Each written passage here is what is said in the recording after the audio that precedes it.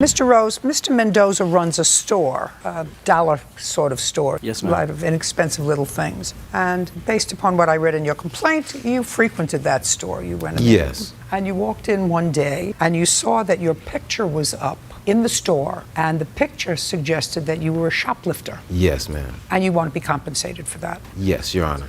Now, do you have a photograph for me or something to show me of the poster that you saw and when you saw it? Yes, Your Honor. I have a video, actually.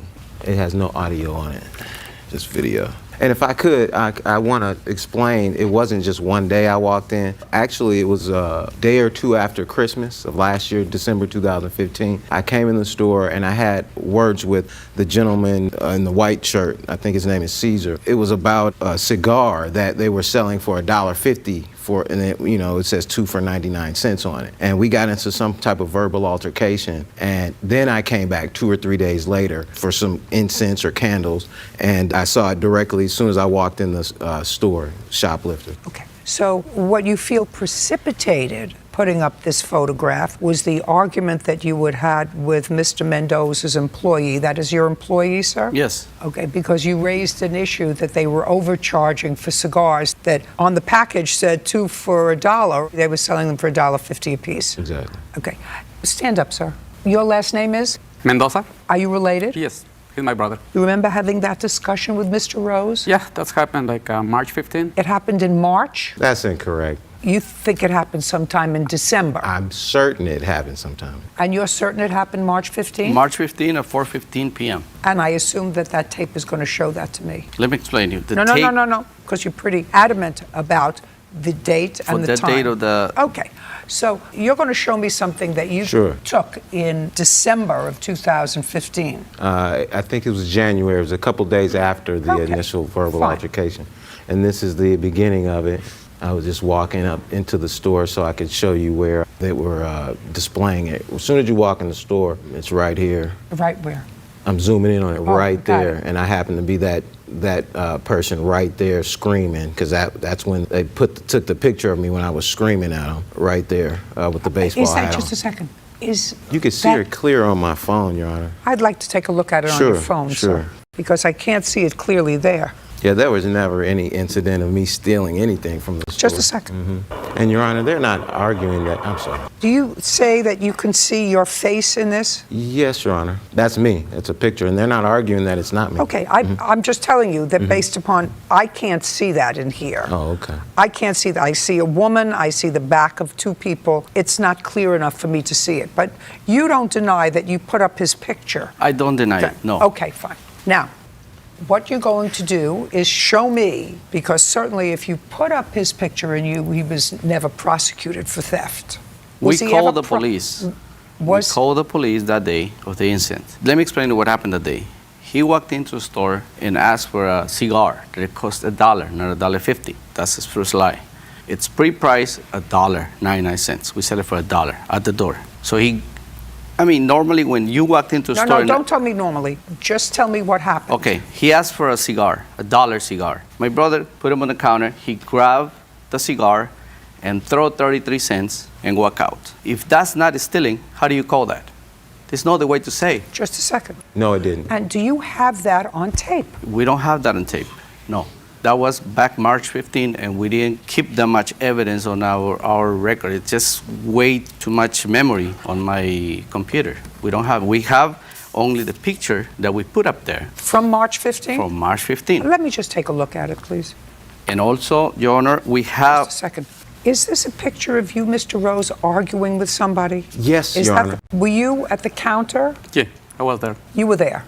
Do you want to tell me exactly what happened when Mr. Rose came in? Yeah, he came and I want to explain to you first. I don't speak good English, but he came and asked for cigars. I gave it to him, put it on the counter. When he threw me 33 cents, he walked away. I told him, hey man, this is $1. What? It's not $1. He started to argue With you. and say, hey, if you don't want it, just leave over there. You don't have to argue with me. And no, okay, you overcharge me, sir. The price is on the, it's printed. It's printed on the cigars. And he has tried to argue with me. He's tried to fight with me. You know, he said, hey, No, he come was outside. argumentative. You could see it from this He can pic- explain to you better what's going on that day because he No. saw the video. He spat on his face. He He spat on my face. He spat on my face. That's total lie. It makes some threats. It That's makes the some reason why threats. we call the police, and we have the police report. May I see the police report, Yes. please? So after this incident, you called the police? Yeah, we called the police. Okay, I'd like to see the police report. Do you have a copy of the police report, Mr. Well- Rose? No, I've never heard of it, Your Honor. Okay. March 15th. Exactly, 4:15 p.m. You have any proof, sir, that this happened in December? Well, the incident that I'm referring to happened in December, Your Honor. But there was another incident in March. I don't even know what he's referring to. I've never spat on Okay, him. well, this is you. Yes, You clearly had an argument with him. yes, Your Honor. Okay. And do you have any proof that the incident that you described occurred in December? Is there any proof that you have that it occurred in December? Does your phone indicate that it occurred in December? On the recording, when I recorded it? Yes, it should, if it's in December. May I? If it's in December, that would be very relevant to me. I don't know how I would see the date on there. So you have no proof. Your Honor, it doesn't show a date on here at all. So- My witness can attest that when this incident happened that I'm telling you about, like days after I had the altercations, when I walked in the store and saw this picture up, this has just been happening since December. I've been going to this store. I live a block from the Yeah, store. but you were arguing, listen to me, you were arguing with this gentleman in this picture. Clearly, you are furious, Mr. Rose, in this picture, okay? Why you get furious over a cigar, I have no idea.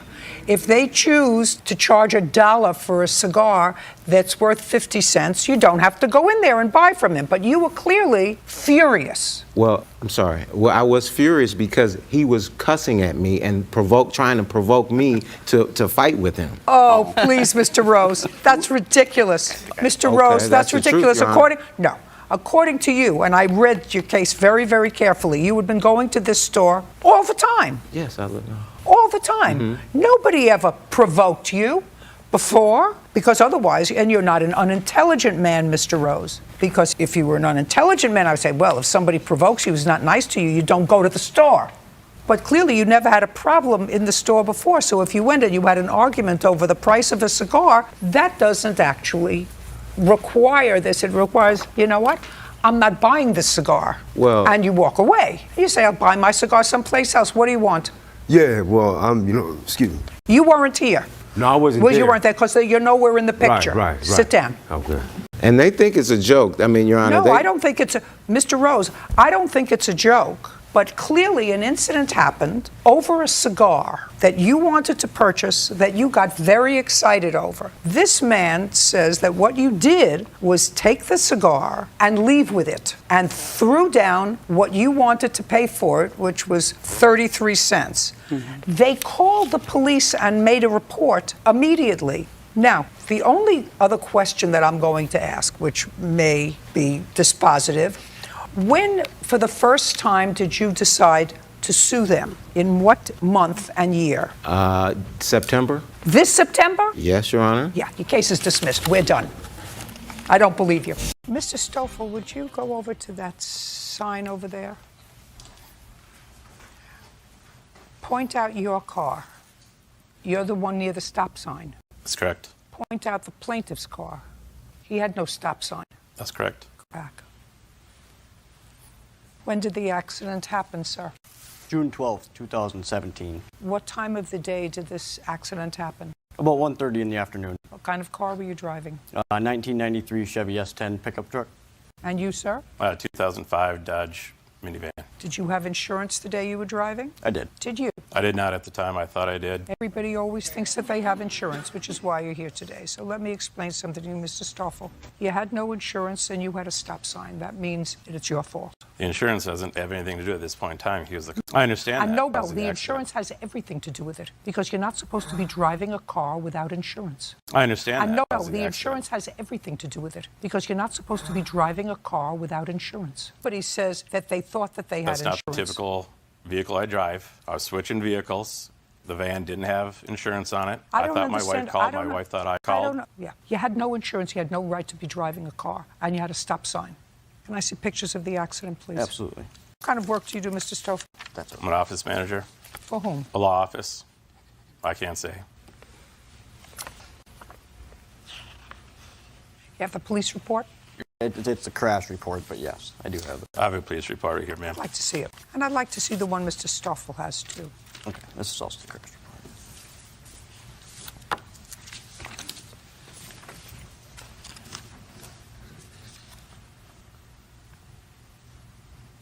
Nice report.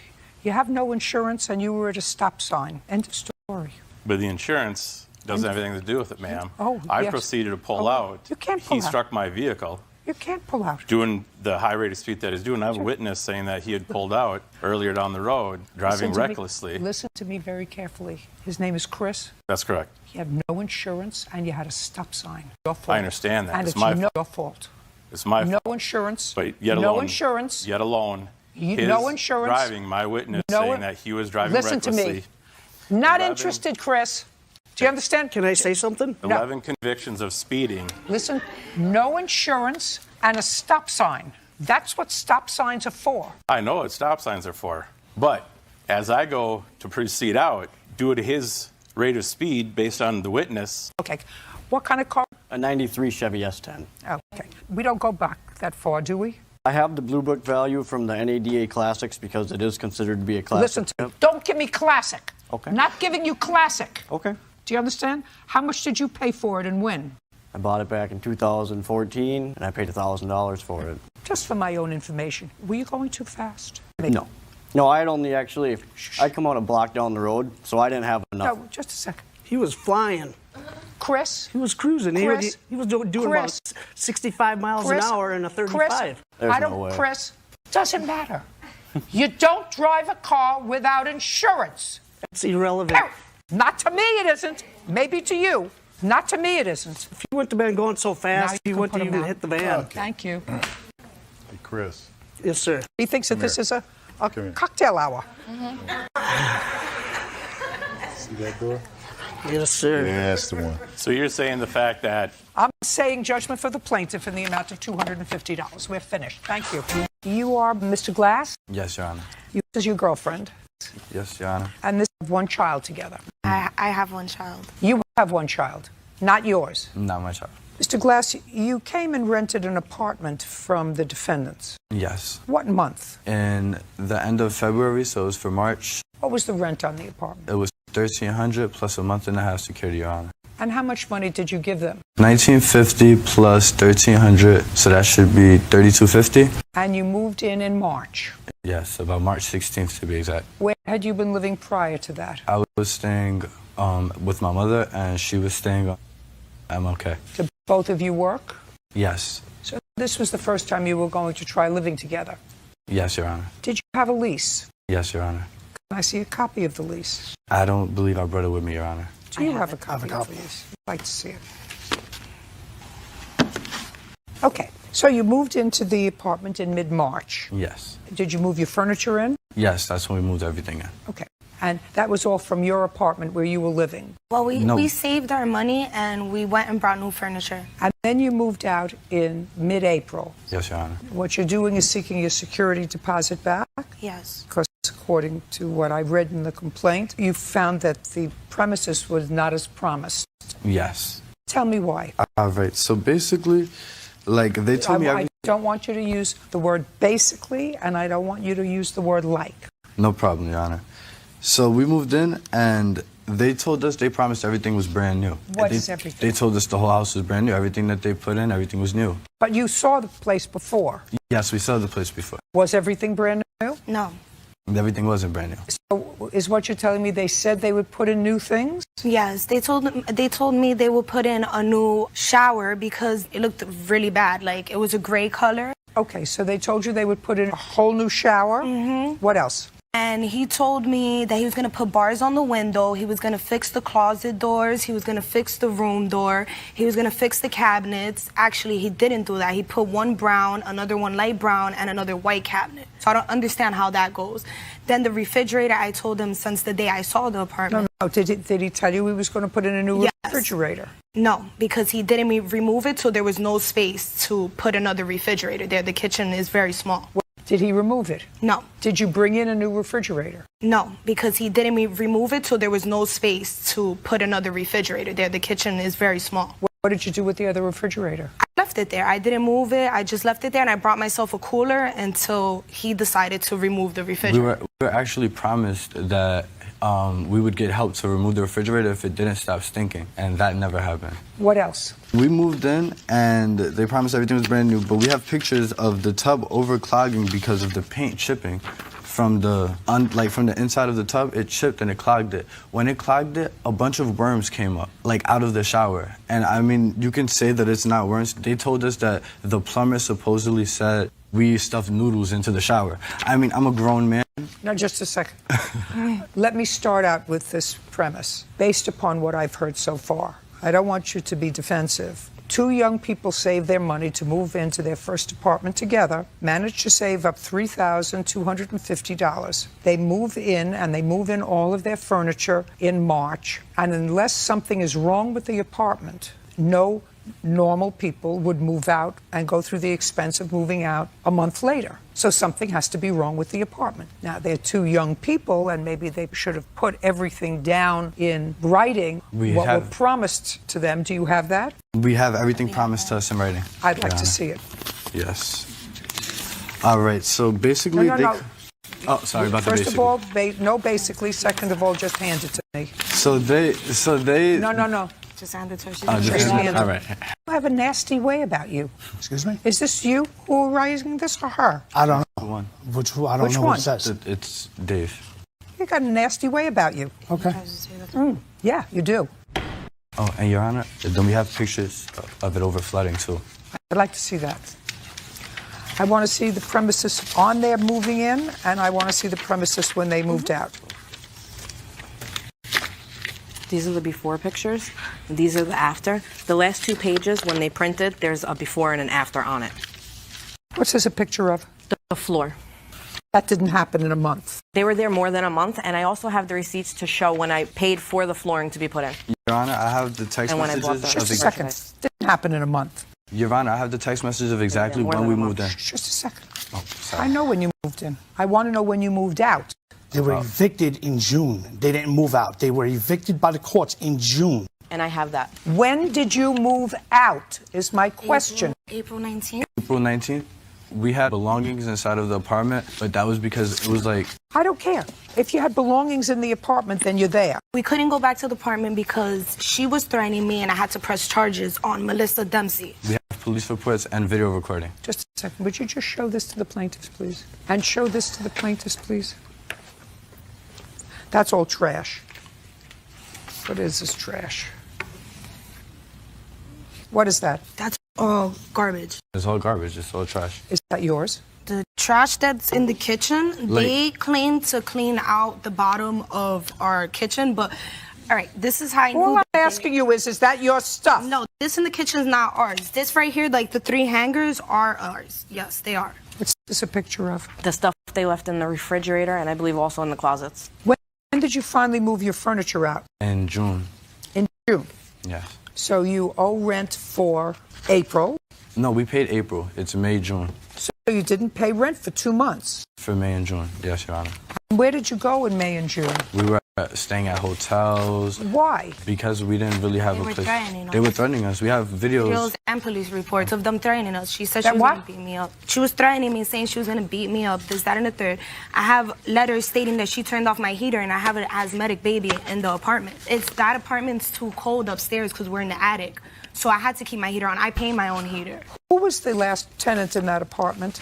That would be Hernandez. And how long was Hernandez? Over a year. Prior? A family that lived there. It was Roman and her how children. long? And how long was that? Several tenant? years. About 10 years. I'm sorry, Your Honor, he's mistaken. It was Roman lived on the 2nd floor with her family. Her mother actually that's right. lived I'm in the sorry. 3rd floor apartment, which was Roman.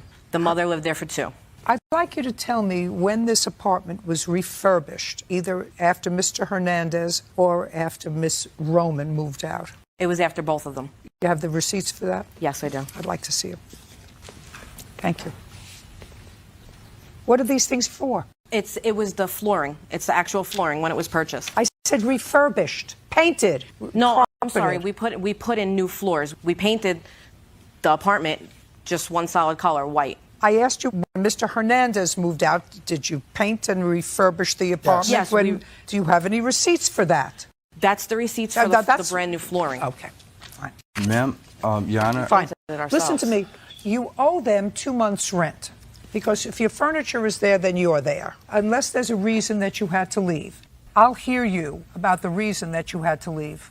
Can I show you the video why I don't want to live there, please? Look, also with this. No, I can't hear both of you. Go ahead, babe. Hello? Yeah, if you want to run your mouth, come to my face and run it. Yeah, you're real cute. You're calling me, you're mad because you can't replace the refrigerator. Okay. Okay, all right. Don't worry, I will be showing this to the judge. Thank you. Shut up.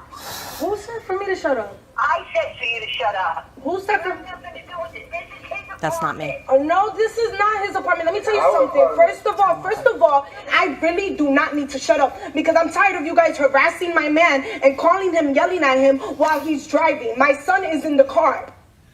That's your mother? That's my mother. I was just letting you know it's not me on the recording. Does your mother live with you? My mother is the owner of the home. She lives on the first floor. She owns the home where She's they live? owner occupied. Yeah, that's yes. our landlord. I have power of attorney because my mother is unable to fly to actually come here, and I have power of She attorney to be certainly here for doesn't her. sound as if she's weak.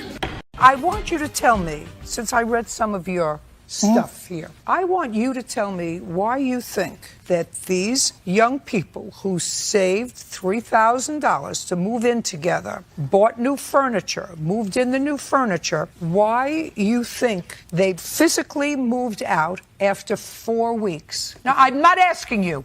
I'm asking you. They were moving out because they were not able to get over in every which way they tried. Just get over with what? Okay. It started out that there was a complaint that they were having worms coming up out of the tub. I had a plumber come in. There was no worms. I had a fire inspector come and I don't want you to say. I'm going to dismiss your case. Do you understand? Don't do that. So they were complaining of rodents coming up. Correct. Fire report shows nothing to be found. Next. Next item was they were complaining about security bars being put on a window. State showed them paperwork. If you want something done like that, you would have to send in a letter of request to us and we'll take care of it. Next. According to us, we Next. have security bars. Next. The other issue was they decided that everything was going to become a problem. This is broke. There was nothing wrong with it. It was a brand new closet door. The door don't work. I went upstairs, took care of it. The second day, I get a text message. Now the tub is backing up. I took care of it. Following day, comes up again. Other issues. Oh, there's a hole in the closet door. What hole? The doors are all brand new. There's brand new doors put up, brand new hangers. Everything is new. Flooring is new and all. Now, I don't want you to show me the flooring. I want you to show me everything else that's brand new. I want you to see all your photos. No. I want to see paid bills that everything is brand new. That contractor did everything new. Listen to me. We don't have it. You don't have it. No. Because I looked at the pictures. That's not brand new. That apartment is not brand new. No, we never said the entire apartment was brand I didn't ask you to say a word. The apartment was not brand new based on the photographs that you showed me. Okay. So what you just said to me was not true. What you just said to me, if you told that to him, it was not true. There was not. I haven't heard a reason from you yet why these two young people, and I'm usually pretty sympathetic to landlords, but something has to make sense. Hey, more. No problem. Make sense. And it doesn't make sense to me that these two people would save their money, buy new furniture, probably took them a long time to do that, move into a place, and unless something was radically wrong, not with them, but with the apartment and the atmosphere, that they would move out 4 weeks later. It doesn't make sense. They don't look like crazy, and it has nothing to do with getting over. No, there was more. Narcotics use being used. The entire house reeking of marijuana on a daily routine. I have a young child and I asked him, please, do not allow this to happen. According to the lease, it is a smoke-free environment. That's every day. Just a second. Absolutely true. You're absolutely correct. I read that in the lease, and there's no question that you were smoking weed. No question in my mind, because you actually acknowledge it in here. Do you understand? Yes, Your Honor. But he also said that we could smoke on the roof, Your Honor. That's also in those text messages. I understand. He says, go take a walk or go up on the roof. I understand. The roof is on our attic. Listen to me. You have a 3-year-old asthmatic child, according to you. That's what you said. You have a 3-year-old Yes, Your- asthmatic child. Yes, Your Honor, but the child wasn't even able to stay there more than a week because we didn't have bars on the windows. We had problems with the shower. All right. I also have the fire department proof that the flooring wasn't done all the way. I don't want to hear you anymore. I don't want you to say anything unless I ask you a question. Do you understand? Yes, Your Honor. 2 months' rent is what you owe them. There's no question that you were in violation of the lease by smoking in the building. There's also no question that this side, including her mother, had trouble with you right from the beginning. Whatever it is, it wasn't a brand new apartment. All I want to know is, did they pay you the 2 months' rent, or did that come off out of the $4,500? No, the $4,550 that they're suing for is the 2 months' rent that they've already paid for living in the apartment, plus the security they don't deposit. get that back. Their security deposit was $1,950. Yes. Your Honor, if I may say one thing, just to explain why all this actually started. 4 days after they moved into the apartment, they both came down because my mother never actually got to meet Veronica. She only met James. My mom explained to them that she wanted it to be more like a family so that we could be comfortable. That's how she likes it to be with her tenants. At that time, Veronica felt the need to ask us if we would provide her with an additional lease with only her and her child's name on it because she gets welfare and she wanted to defraud them and not tell them that she lived with Mr. Glass because then they would cut her benefits. And they never cut my benefits we said because no, Glass was on my lease. we would not provide her with an additional lease. That's when You the did problem provide started. me an additional lease. No, we did yes, not. you did. You provided me 3 of them. One with my name by myself, one with Mr. Glass. And Why did you want a lease just by yourself? no, I didn't want a lease, but just by myself. They rented to me. Glass wasn't upstairs. They don't want to make that clear. I went upstairs. I went upstairs by myself and spoke to Dave. Listen to me. I'm really smart. I know all the drills about welfare. Why did you want a lease in your name alone? Give me I an wanted answer. a lease in my name with my son because they were going to cut my food stamps. But then they got the original lease, and the lady, they did cut it about like $117. All right. Okay. All right. You owe them $2,600 for the 2 months that your stuff was there. They owe you $1,750 for the return of your security deposit, which means we have a counterclaim. I know you have a counterclaim. I've considered your counterclaim. I don't see damage. Do you understand? Have the bill. I don't care. I have the paid bill. All I'm awarding you to clean the apartment is $250. Do you understand? And what about the brand new floors that they scratched and put holes in? Just a second. You're not getting new floors. I don't want new floors. Good. Perfect. But I should still be paid for the damage they created. They owe you $2,600, and from that, I am deducting $1,750, which is the security deposit, which means I am awarding you on your counterclaim $850. Your claim is dismissed. We're done. And she opened the envelope in front of you. Yes. And she opened the envelope in front of you. No, she did not. She left. Right. It was in my mailbox for her. So you didn't even tell her to come in? No. Is there any reason why? I just didn't want to.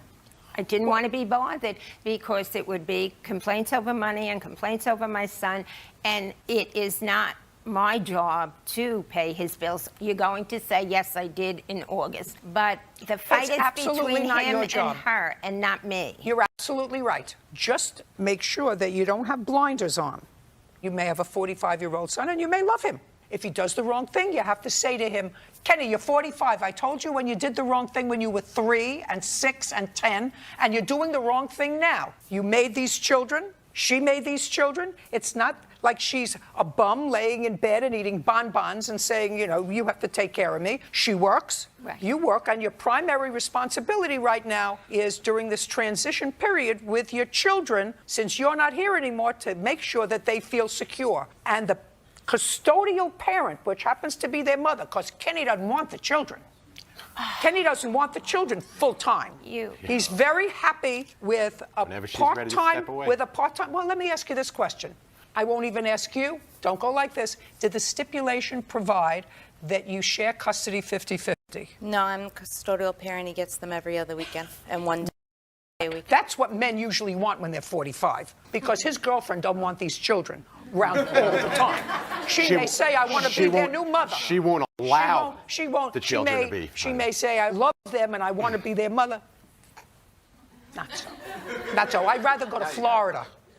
So you have to take blinders off and just look at it from a dispassionate position. All right, so now she comes over and the check is made out for September 31st. She comes back and she says, do something with the check. And she's angry. Right. What did she say to you? She did not. She wanted me to issue her my own personal check. No. Just a second. Yes. Just a second. Let's say she wanted you to issue her your own personal check, and you can say to the Zindi when he comes home from Florida, you're going to reimburse me $1,407 because that's what I gave Lori for the children because you wrote the check out wrong. What's wrong with that? I had Kenneth on the phone, and he said, Mom, you can change the date on the check because there was a 9, and it could have so easily been made into an 8 for the date, and Lori would not permit me to do it. Well, you know, he's probably not a bad guy, your son. Of course not. Right. Right now, his whole life is being ruled by one organ, and it is not above his neck. Now, instead of saying, I'm in Florida, I don't want there to be any trouble. I wrote the check out wrong. I'll reimburse you as soon as I get back from my vacation. Write Lori a check out for the kids. I don't want her to be aggravated. So that's not what happened. And there was a whole kerfuffle, and she got aggravated and she got hot. And you didn't do anything when she got hot. She left. It was an unpleasant moment. Kenny is laying around the pool at the Fontainebleau in Florida with his girlfriend. Kenny called the police. Would that be a fair statement? Oh, my No, God. just a second. Just say a yes or a no. Yes. Did you call police or Yes. did Kenny in Florida call the police? Yes. So Kenny is laying around the pool having a drink with an umbrella in it. You're there dealing with his problem. You don't call the police. He does, from Florida. So the police arrive and you tell them what happened. She came here, she was annoying, she yelled at me and whatever. And according to your answer, the police said, well, if she was that annoying, you can file for a protective order, right? Right. So you said, she was nasty. My son is in Florida. Police said I could file for a protective order. You go and you file for a protective order. Not because you called the police and felt threatened, but because Kenny, drinking his margarita around the pool, he thought that you were threatened. So she hires a lawyer and you go to court. But she had to pay for the lawyer separately from the matter. That's why we're here. Yes. Mr. Austin, it is your claim that the defendant is responsible for an accident that you had while you were riding your moped. That is correct. Just tell me the date of the accident, please. June 20th, 2017. And your moped had a license. It was... Yep, it was licensed and registered and everything. And what kind of car were you driving, Miss Austin? A CTS Cadillac. What year? 03. At the time of the accident on June 20th, did the car have insurance? No, ma'am. That's why we're here. Yes. Because if we had insurance, your insurance would have covered the damage. Yes. So this is going to be fast. You're going down the street, you're pulling out of a parking space. Yes. And you're pulling out of a parking space, and according to that chart over there, either he swerved to avoid you or your car came into contact with his. Did her car come into contact with yours? I believe it did. But you're not sure. Yes. But what happened is you are driving your moped down the traffic lane. Mm-hmm. She had scrapes and abrasions. Yes. Okay. Did you see her pulling out of the spot? She is coming out of a parking space. Correct. So you clearly have the right of way. Correct. So whatever happened, whether he swerved to avoid you coming out of the parking space or you hit him, your car is responsible. Can I see the damage, please? Would you like the receipt for the damages? I would like the receipt for the damages and the medical bills, please. Sure. You weren't hospitalized. No. You had scrapes and abrasions. Yes. Okay. Did you see her pulling out of the spot, Mr. At Anderson? the very last minute, which is why I tried to swerve to avoid hitting her. She was attempting to make a U-turn. Well, that's what I'm looking at. I mean, if she's pulling out, it looks to me, at least based on here, that she wanted to go in the other direction. That is correct. She wanted to go in the other direction. She was trying to make a U-turn. From the parking space. That's not correct. Where were I you? was pulling out, yes, I was. But I was not trying to make a U-turn. Where were you going? I was attempting to go home. To go home? Yes, ma'am. What time of the day? 10:30 p.m. Where had you come from? My son's home. So you were visiting with your son? Yes. And you were going to your house? Yes. What's the address of your house? 10th Street Northwest. Do you know where that is? Approximately, yes. In order to get there, does she go straight or does she have to go in the other direction? The easiest freeway access probably would have been in the other direction, yes. So she was attempting to make a U-turn. You still driving your car without insurance? No, ma'am. And I do have insurance. But you didn't on the date of the accident? Correct. Oh. Well, you had some serious nicks and bruises and cuts. Yes. Sure did. Can I say something? Sure. Actually, when I was pulling out to attempt to go home, to get on the freeway is on 46. So that would make me have to go straight, not to make a U-turn. And I did not hit this man. He laid his bike down himself. And afterwards, he got up. He was fine. Are you crazy? Is there something wrong with you? Yes. Is there something wrong with you? No, You're ma'am. not supposed to be driving an automobile, a big old Cadillac, without insurance, or a little car without insurance. You're supposed to have insurance, because your insurance would have paid for his injuries, would have paid for his medical bills, would have paid for his moped. The only reason you're here is because you had no insurance, and you were careless, and he was injured. Judgment for the plaintiff in the amount of $5,000. We're finished. Mr. Castro was a friend, and he allowed you to move into his house, and you were paying some modest rent for a room. Started out at $450. It went For up a to room. $550. Yes. Mr. Castro, when did he move in? In July, I think. June of last year. That's incorrect, Your Honor. I gave him money in advance, and I never moved into his home until July because I continued to. My pride was in the way, and I didn't want to move in because I still had things right in my life before I took on the venture of sleeping on his couch. Listen to me. Shortly after you moved in, you moved your girlfriend in. How much after you moved in did you move your girlfriend in? Just answer the question. Month, 2 months, 3 months? How much after? She came in with me the minute I came. The minute I showed up there, she was there. You have to get your story straight, sir. You signed a complaint. And the complaint which I have in front of me says, I was down on my luck, and he was doing me a huge favor. My co-plaintiff and girlfriend, Lynette, moved in with me shortly afterwards with his permission. That's what you wrote. Your Honor, don't look at me confused, sir. Your Honor, I didn't write that. Did you read it? You signed it. Yes, I did. That part slipped my mind right there. I should have outlined that, okay? I thought I had that correct. But the bottom line is, I'm here to be truthful. Don't give me a bottom line. Listen to me. I don't want to hear a bottom line. I want to hear somebody telling me with a certain amount of consistency what they filed as a complaint, which is what the defendant. The complaint is that I bailed this dude out and he didn't pay his bail. No. The complaint says a lot more than that, sir. Actually, if that's all you were suing for, and that you were living there and he was arrested and you're suing for bail, that's fine. You're suing for a whole bunch of other stuff. Yes. Well, then it becomes, then all the rest of it becomes important. If you want to withdraw the rest of your allegations and the rest of your complaint, fine. I will address the issue of bail only. Do you understand? Do you understand? Yes. Is that what you want to do? No. All right, then we're going to go back to dealing with this case my way, not your way. Yes. You moved in, you were down on your luck. According to you, did you want to cross that out too? And the fact that he was doing you a huge favor, do you want to cross that out too? No. Okay. No. So we let you move in. That's valid. And after he let you move in and your girlfriend, then you brought in her mother. Yeah. Right. And he let you do that. And when did you bring in the mother? That's a question you're going to have to address with my significant. My mom didn't come in until November, late November, early December. Why wouldn't he know that? Because this is an agreement that was made between them two. I work most of the time, so I was only there in the nights. I would very rarely see Mr. Castro. He worked. But I did ask Mr. Castro in the beginning if he would have a problem with that. If he did, then my mom... Just a second. I don't care. I'm just trying to set up what the turf was like. He rented you a room, you brought your girlfriend in, then she brought her mother in, all living in the same room, I assume. No. Let's go back to your complaint. She was on He gave you the couch. And if that wasn't outlined in the complaint, then there was a problem somewhere. Who was on the couch? Her mother was on the couch in the front room.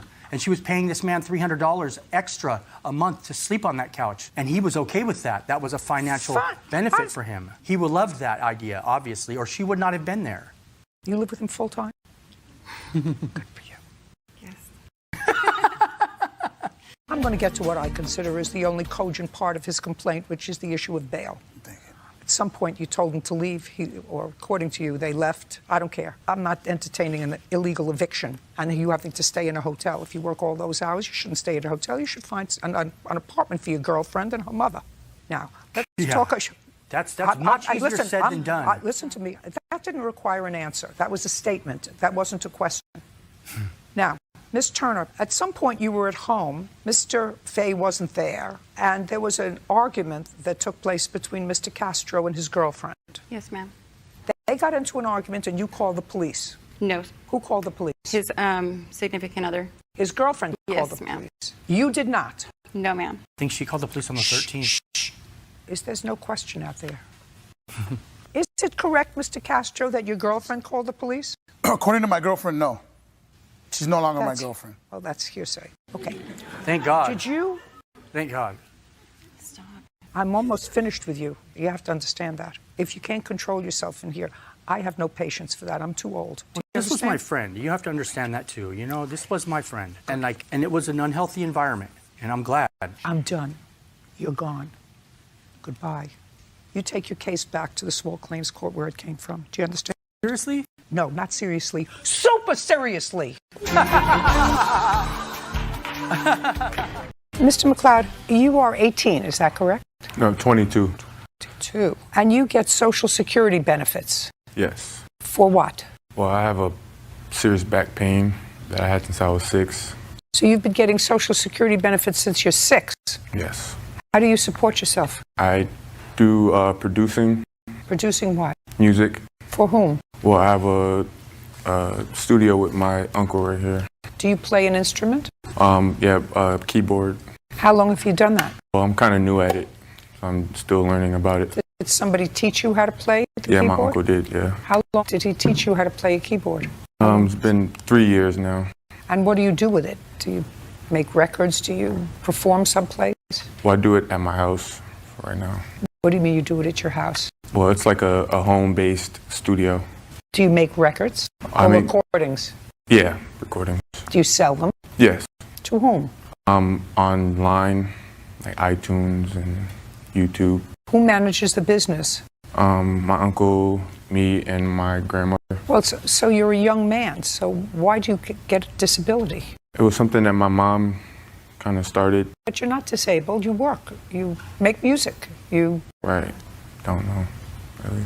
I mean, I'm just asking you a question because I'm curious about the way your mind is working, because you seem like an honest young man. Let's say your music took off and you were making decent money, really decent money, and you had this extra money from Social Security, this extra $850 a month that you've been collecting since you're 6. Would you still collect it? You guess so? Yeah. This is what the case is about. You know the defendant for a long time. I don't know, she has a child with somebody that you know. Anyway, you've known her for a long time, and you needed a place to stay for a while. You moved in with her, and she became your payee on your Social Security. Living with her didn't work out, and it is your claim that she kept a couple of months of your Social Security benefits. Yes. Your grandmother had been your payee. Yes. And then weren't getting along with your grandmother, so you moved in with her. Took some time. How many months did you live with her in total?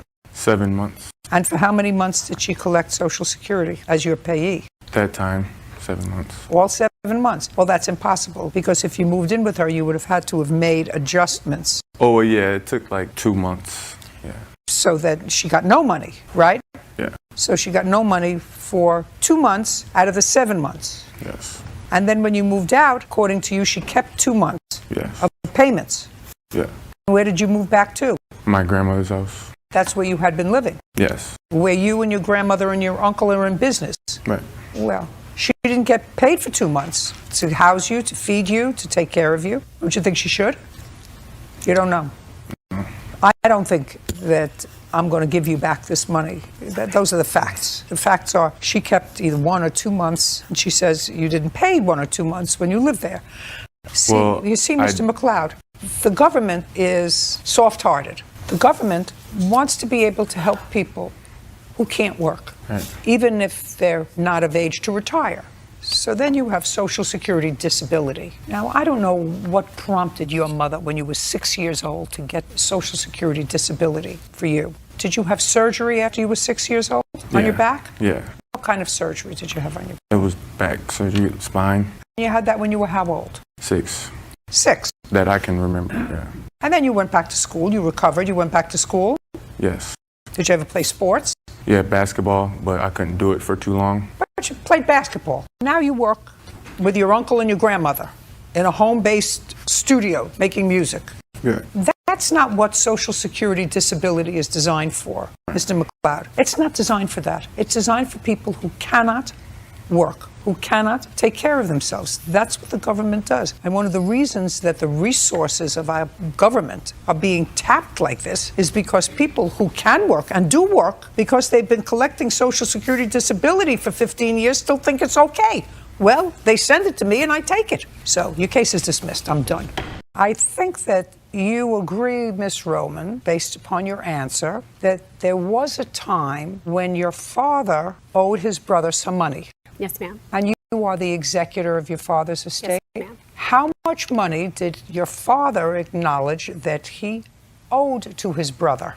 He didn't give me an exact amount, but he said he was borrowing money to pay house taxes. Did he tell you when he started to borrow money from his brother? I want to say 2015. Is that when he started to borrow the money? Yes, April of 2015. And how much did he borrow? Just under $4,000. It was 2 house payments and a year's worth of property taxes. Give me the figures.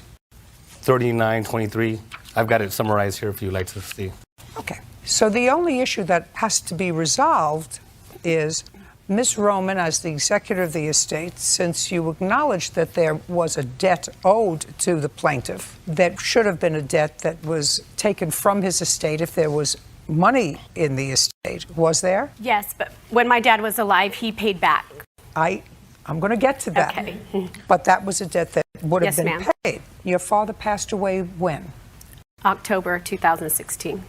So you're going to show me, because this is your defense. Now we acknowledge that there was a debt, $3,923. So now your defense is that your father paid him back Yes, ma'am. during his lifetime. So you're going to show me from April of 2015 to October of 2016 payments to your uncle that were $3,900.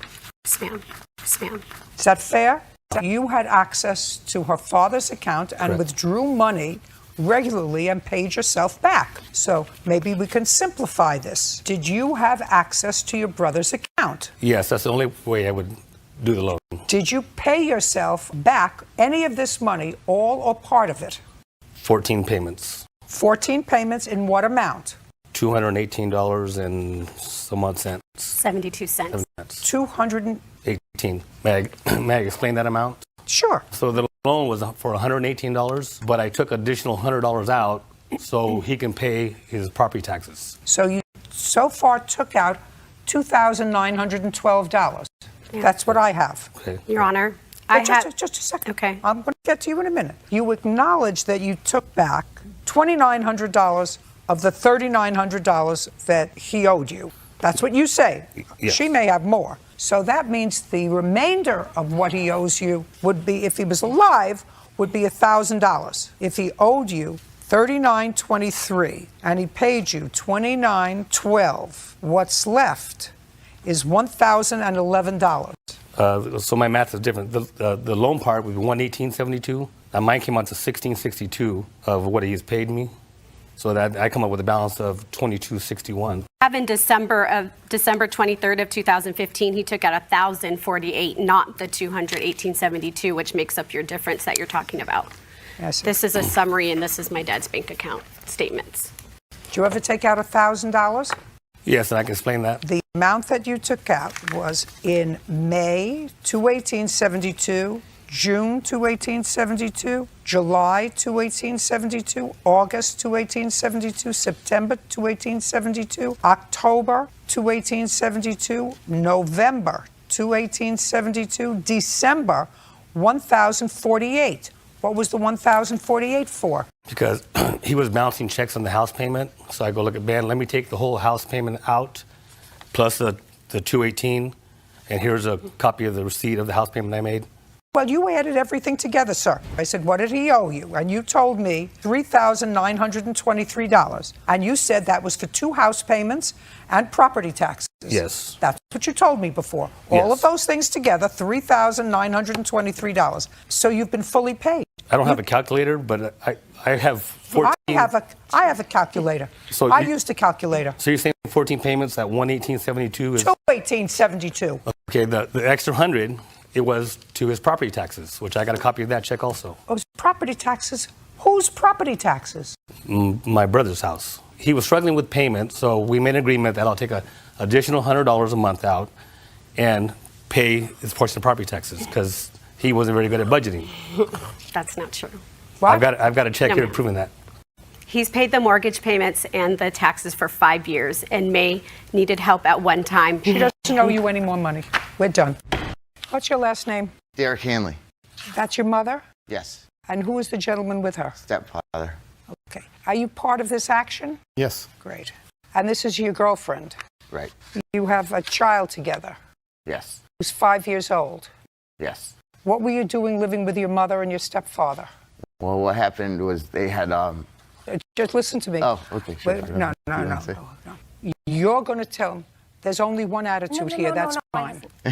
Sorry. You're going to tell me why you and your girlfriend with a 5-year-old child Sure. were living with your mother and stepfather when you went to live there, month and year. You're going to tell me that. Okay. It was probably about 10 years ago, I would say. 10 years ago. No, this recently. 10 years No, ago. this recently. Try not to speak to each other. Sorry. You've been living with your mother and your stepfather for 10 years. No, it started off 10 years ago, What started off? where I was living with them at a duplex house. How long have you two been together? 10 years. How long have you been living with your mother and your stepfather in the current residence before you got evicted? We didn't get evicted, but Just a shh.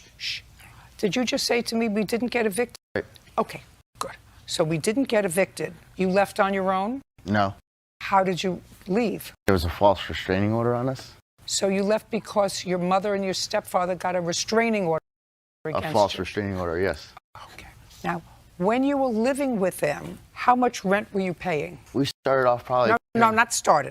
At the time that they got this restraining order and you were tossed out of the house, how long had you been living with them in the current residence? Probably only 4 months. Did you move there from the duplex? Nope, from another place where we had our own. So you had your own place. Couple times. So after the duplex, you were on your own for a while.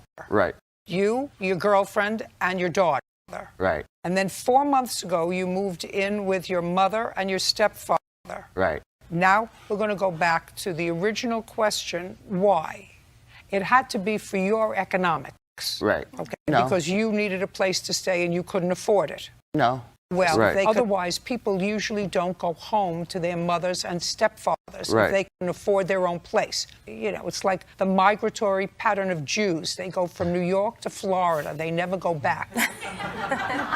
Do you understand? Yes, absolutely. Good. So you don't go home to live. Is there something wrong with you? No, sorry. You don't go home to live with your mom unless you have to because of economics. So you were living on your own, the two of you, with your daughter, where? In another town, a couple towns over. Or- No, it was just a small bedroom. So it in was an just apartment? No, it was just a small bedroom. So you were renting a room. Right. Were you working? Yes. Was your girlfriend working? Yes. So why did you move with your mother and stepfather? Well, she has a third floor that's completely redone. It's got 15-foot ceilings. There's a bathroom. My daughter has her own bedroom. It's really nice. It was empty. It's been empty for the whole time we weren't there. She said, come back there. You know, She said, come back. yes. Because it was much nicer than It where was you much were living. nicer, right. So she was nice to you. She said, come back. Right. Move in with us. Right. Okay. And you did. So you were renting a room. So you took whatever you were living in the room. Right. You moved into the third floor in your mom's house. Right. And I'm waiting. And what had happened was we had lived there before and it didn't work out. Just a second. But you went back to try it again because you needed it, because you were living in one room with your daughter. You could say that, right? Yeah. Right. Sure. Not I could say that. That's what you're going to say. It didn't work out before living with your mother and stepfather, so you moved out. Right. But things got a little cramped. You were trying to move back, and your daughter is 5. She was going to a school. Right. And it was a better school where your mom lives. That's what you said in your paper, right? That's what you. Right. I remember reading about it. Okay. So now you moved in, and 4 months later, she had to get a restraining order against you, or at least asked for one, because she wanted to evict you, but it was going to take too long, so she got a restraining order against you instead. Okay. Tell me what happened. What had happened was I had just got home from work a week prior. We had called the cops on them, actually. So you called the police on your mother and stepfather. Right. Now, you're living in the house, not paying any rent. No, I was paying rent. How? I was paying $100 a week. And you were up to date on your rent? Yes. Okay, let me tell you what you wrote in your complaint. She also wanted us to save our money so we could find a place near them. She told us to pay $100 per month, and we could stay for 1 year. We agreed and moved in. She took our door off the hinges because she tried to collect $100 weekly instead of monthly. You just told me that the rent was $100 a week. That's what yeah. But not in your complaint. In your complaint, you said it was $100 a month. There was supposed to be no rent. She told me that we could save money completely when we were going to move there. Would you show him this, please, Officer Bird? That's your signature. Okay. That's the girlfriend's signature. Sure. That's what it says. Okay. Yes. So you came home from work and she told you she wanted the $100 a week instead of maybe $100 a month that you were giving them. And what happened? Well, the week before, I said we had called the cops. On them. On them, right. Because? Because she was just coming up there harassing us. Harassing you for what? She just was... Did she ask you for money? No, she was just harassing us to do errands and stuff. As well as money, yes. As well as money, just a bunch of stuff. We just didn't want to be bothered. She was coming right up there, you know.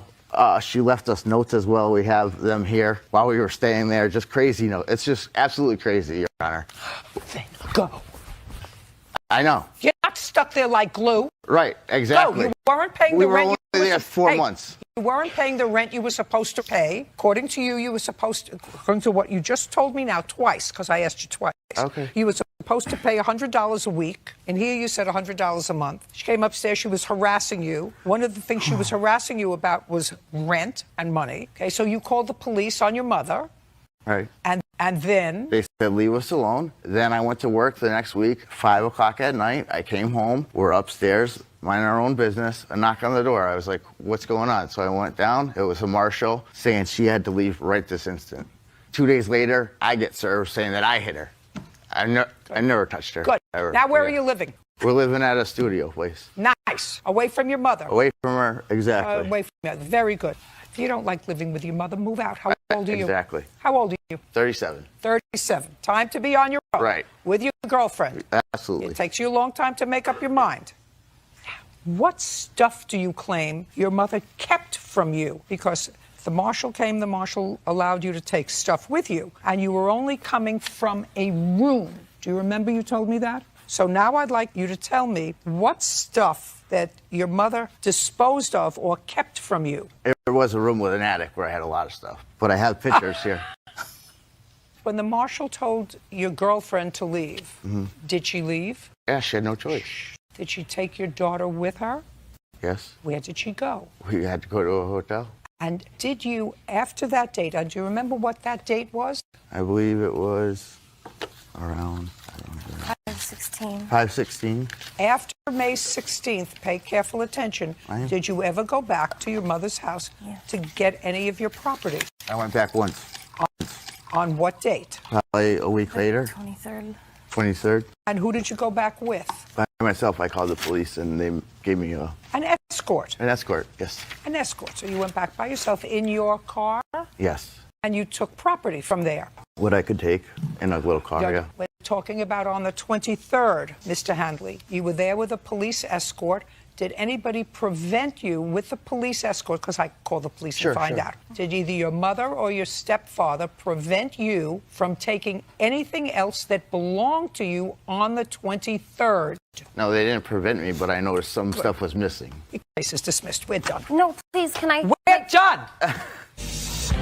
When was the engagement over? The engagement was over when she left August 28th Of this year? of this year, 2016. I'm not interested in March of 2015. What's next? I have court papers right here I was hoping you can help me with because I've not seen my son since September 25th. I can't help you with that. Did you file for visitation? Your Honor, yes, I have. But she's been ducking me. I have not seen her. You mean she hasn't been served? She has not been served because I've been trying to get her served at her job, but she has not been working there. I've been looking for her. All I can do and is I cannot find her. She has the. Shh. I'm going to tell her something. I don't have the jurisdiction to order visitation. Do you understand? Yes. All I can do is tell you this. You have a son together? Mm-hmm. Do you have a son together? Yes. Yes, Your Honor. How old is that child? 10 months. You left in August? Yes. Yes, Your Honor. Do you work? Do you work? Yes, I was working. Did you work? Yes. Did Mr. Benson work? Yes. Did you work the same hours? No. When you worked, who took care of the baby? I only worked on Saturday. At the time, him. Eventually, he's going to have visitation with his son.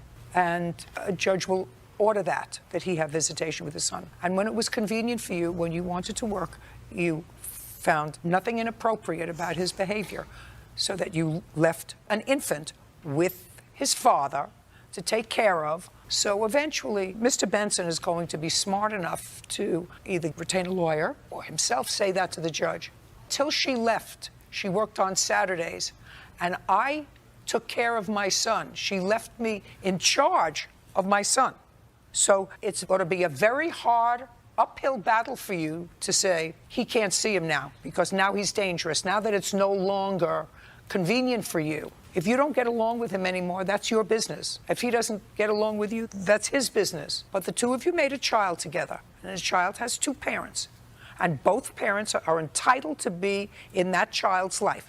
And it is inappropriate for one parent to deprive another parent, put your hand down, to deprive another parent and to deprive a child of the input of a second parent because they don't get along anymore. And whether it was an acrimonious departure or whether it was a happy departure is not relevant. Not relevant. Your son has a right to have the input of both parents, and you picked him. Okay. Now, that's as much as I can do to help you. Now, what you have to do is to get her served. Hire a process server and get her it's hard served. when you're dealing with someone that's a liar and a manipulator, okay? Listen to the last time I saw my son was August 25th. Okay. Mr. Benson, you're not listening to You're not listening to Mr. Benson. When I did not abuse him at all, Your Honor, and this is why I haven't seen my son. Mr. Okay, I've been under emotionally distressed. Sure. I'm going to throw you both out. You're not listening to me. I told you I have no jurisdiction with regard to granting you an order of visitation. I understand. I've told her what I thought as someone who sat in the family court and worked in the family court for a quarter of a century. And if you get a judge who has appropriate experience, the judge is going to tell you the exact same thing that I did, that you're not supposed to be manipulative with regard to a child that the two of you made together. It was your choice to make a child with him. That's all we're going to talk about with regard to visitation. Yes, ma'am. Mr. Glavin, I read your complaint. About 2 years ago, you and the defendant moved in together and you bought a television set. And you split the cost of the television set that you bought 2 years ago. How much did you put in? $300. And you put in $300. Yes, ma'am. And then you split up. Now it's 2 years later. She kept the TV and you want your $300. Yes, ma'am. That was the terms that we agreed to when we split up and split all our stuff. You mean she agreed to give you the $300? Yes, ma'am. Is that correct? Not necessarily. What does that mean, not necessarily? Don't be stupid.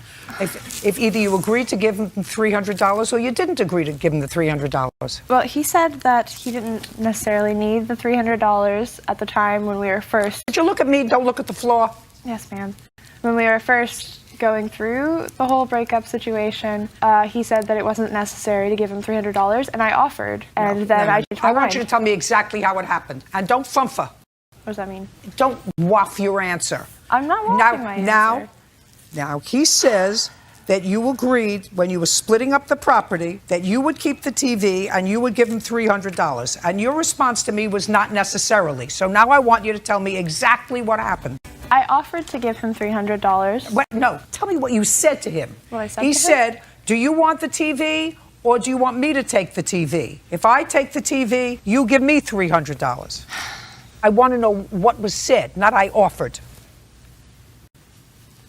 Sorry, I'm trying to process so I word this correctly now. Just word me the way it happened. I'm telling you the way it happened. He didn't. I'm sorry, one moment. I can tell you if you want, ma'am.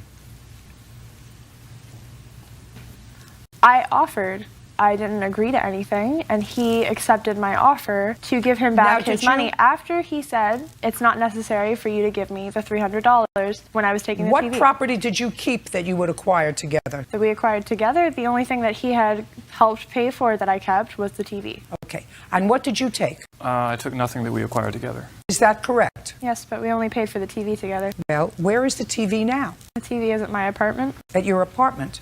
Well, somebody's got to get the TV and somebody has to pay their share. And I don't know if it's $300, but if you agreed to give them $300, televisions depreciate. They don't stay the same. It's not worth the same now. If she went, you see, if neither one of you wanted the TV, Mr. Glavin, if neither one of you wanted the TV, what the court would do is say, you find somebody to buy it and split 50-50 the proceeds. That sounds fair, doesn't it? Because nobody's going to pay $600 for a television set that you bought 2 years ago and used for 2 years. Yes, ma'am. Okay. So, do you want the TV? Yes, I do. Did you offer to give him the $300, and did he accept that offer? He didn't originally, and then he did. I did accept the offer. Originally? Originally, I accepted the offer. Originally, she said she was the one that made the original offer of $300. I told her I don't necessarily need the money, but I will accept the offer. And that was the final terms. Okay, fine. Now, you want to go into this telephone? Yes, ma'am. When we were still living together at my parents' house before she had moved out, she had taken my phone. On what date? On what day? What date? I don't know an exact date. Very late October. Did you subsequently live together after that? No. Okay, so late October she left. Late October. And she saw a text from one of my friends from Orlando, and it made her very mad. And she took the phone and she pressed it against a side of a dresser for leverage and snapped it in half. And after that, I paid the insurance cost, which was $150. Tell me your version of the phone. We did live together after I broke the phone because we were still together. We were living at his parents' house at the time because we were in between leases. We were waiting for our next lease to start after our last lease had ended. This was after our lease had ended. Yeah. And I was sitting next to him on the bed one night, or it was about the middle of the day, and he was talking to someone, and I asked who he was talking to, and I saw it was some girl from Orlando, and I asked to see the messages, and he said no. So I took the phone, and it was a message. It was a conversation in regards to him cheating on me, and it made me very angry because he... So you broke the phone? Yes. Okay. I mean... Good. $450. $300 was an agreed upon arrangement between the two of you for the TVs, which I'm not going to get involved with since you agreed to it, and $150 for the insurance for the phone. We're done. The cabin itself was $860. Yes. And you went there with your 4 children and a pet. Yes. My total cost. And you stayed there on the 6th. We stayed there on the 6th. Did you stay there on the 7th? We did. Did you stay there on the 8th? No. We left on the 8th early. You left on the 8th? Mm-hmm. Okay, so you didn't stay either the 8th or the 9th? No. And then you, sometime thereafter, complained to whatever banking institution it was that was handling these transactions, and you were issued a refund. Well, they falsely advertised. So when we rented the cabin, they advertised it as zip lining. May I say it, please? Yes. Yes. So my family and I... Just a second. Yes, Your Honor. Which is why we're here today. That's right. Because you believe that you are entitled to, you say $842.60. That's what you're suing for. How much was taken out of your bank? Is that what was taken out of your bank? That exact amount plus some small fees. $842.60. Okay, now you're going to tell me why you don't owe him that money. Well, they falsely advertised. So when we rented the cabin, they advertised it as zip lining. May I say it, please? Yes. So my family and I... Just a second. So sometimes in the wintertime there's skiing. Yes, ma'am. Right? Skiing's very good. And you were going in what month? August. So you weren't going skiing? No. Well, this says cheap ski and zip lines, okay? Yes. I read your answer, and your answer says that when you got there were no zip lines. They had closed their doors. Well, they don't own the zip lines, right? But they... Just pay attention. They don't own the zip lines. Right. There was no skiing either, right? No. You could have found out that there were no zip lines too. All you had to do was make a phone call. Well, the zip line was there when we rented it. If it closed its doors, so we rented it in June, or paid it in June, July 14th, which I have a picture, they closed their doors. And if we had been, Wrightwood's a small town, if they had notified us, I think it's their responsibility as a cabin to notify It us. certainly is not their responsibility to notify you. It's your responsibility. If you like hiking, if you like fishing, if you like zip lining, it's your responsibility. They rented you the cabin. At the time that they rented you the cabin, based on this, if I assume that this is advertising, this was perfectly accurate. At the time you rented it, it was perfectly accurate. Yes. I also sent Barbara an email letting her know that my whole family was coming out, my daughter from New York, my other daughter from Northern California, specifically for ziplining, and that's why we were renting the cabin. You know, the world is all about your responsibility. Your children were coming out. You get on the phone and say, by the way, not to them, to the zipline company, which was operational when you rented the cabin. If you have any doubt whatsoever that it's in operation, then you get on the phone, you say, is it in operation? But you can't just stop payment on leave. You rented the cabin. Somebody may just want to go there for hiking and not ziplining. I certainly wouldn't want to go any place for ziplining. I might want to go for the outdoors and walk around trails if it's pretty there. But I don't understand why it was paid for, why you left. Because there was nothing to do. Wrightwood's a very small town. You have children town. who came to visit you from thousands of miles away, and you have this lovely cabin, and you couldn't find something to do with your children for 2 other days, like go out and prepare great dinners and sit around and talk to each other. I assume you don't see each other regularly. We don't. The older ones, no. And you're telling me that there was nothing that you could do with your family that you don't see regularly if there was no zip lining in what looks to me like a beautiful environment? Well, we weren't enjoying the environment, and my children didn't want to stay. Yeah, well, then you have spoiled children. But it's not their responsibility to keep you abreast of the comings and goings of business. You rented the cabin, you rented it for 4 days, you have a responsibility to pay for it, and you have your responsibility, because there's no false advertising here. You paid for something. You saw this, you liked it, you knew there was no skiing. At the time that you rented it, there was in fact zip lining. It closed subsequently. I mean, I'm going to give you an example that is way out. What if it closed the day before you got there because there was a death? You think you would be entitled to your money back? No. But what if it closed 2 days before you got there because somebody who was ziplining got disconnected and broke their neck, and they closed it down until they figured out whether it was safe? You think you'd be entitled to your money back? No. Mr. Case, the defendant is your former girlfriend, and you have 1 child together. That child is how old? 6, Your Honor. And it's a little boy, and you have primary physical custody of him. Yes, Your Honor. And you've had primary physical custody of him for several years. Yes, Your Honor. Okay. The defendant shares custody with you in the summertime. Is that my understanding? That just recently came back. Just recently? Yes. Now, the lawsuit is relatively simple. Each of you are accusing the other of initiating legal proceedings with regard to the other in family court, which cost you both a lot of money, and you want the other to compensate you for the legal fees that were incurred as a result of these frivolous court actions. So I'm going to ask you both one simple question. First, did either of you make application for counsel fees against the other when you were in family court? No, Your Honor. Was there a reason for that?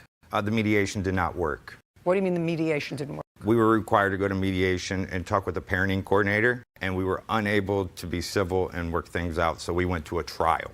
Well, but when you go to a trial, then at the end of the trial, if you have a lawyer, then the lawyer says to the losing party, after 1 case is dismissed and the 2nd case is dismissed, I want counsel fees because this is a frivolous action. Did either of you make that application after the trials? I did not, because my lawyer advised me that they would not award it to me. And you? I never did. She did. She did file for $700. In legal fees, yes. Was that denied? Yes. It was denied by the family court judge. Yes. Is that correct? That is not correct, Your Honor. Okay, let's see if he probably has something to demonstrate that your attorney did make an application for legal fees.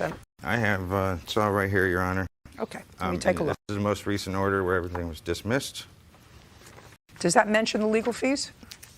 Does this mention the legal fees? It should, yes. Not should. I'm not going to read this whole thing. Well, Find it. denied motion. We're just talking about legal fees. I understand that promotions were denied. Show me in the order. That's all I want to see. Right here in the court. I got it in the court docket where it was all denied. You can look over this whole docket. I don't want to look over the whole document. I want you to take a pen and circle where it says motion for counsel fees by Miss Aldrich is denied. That's it.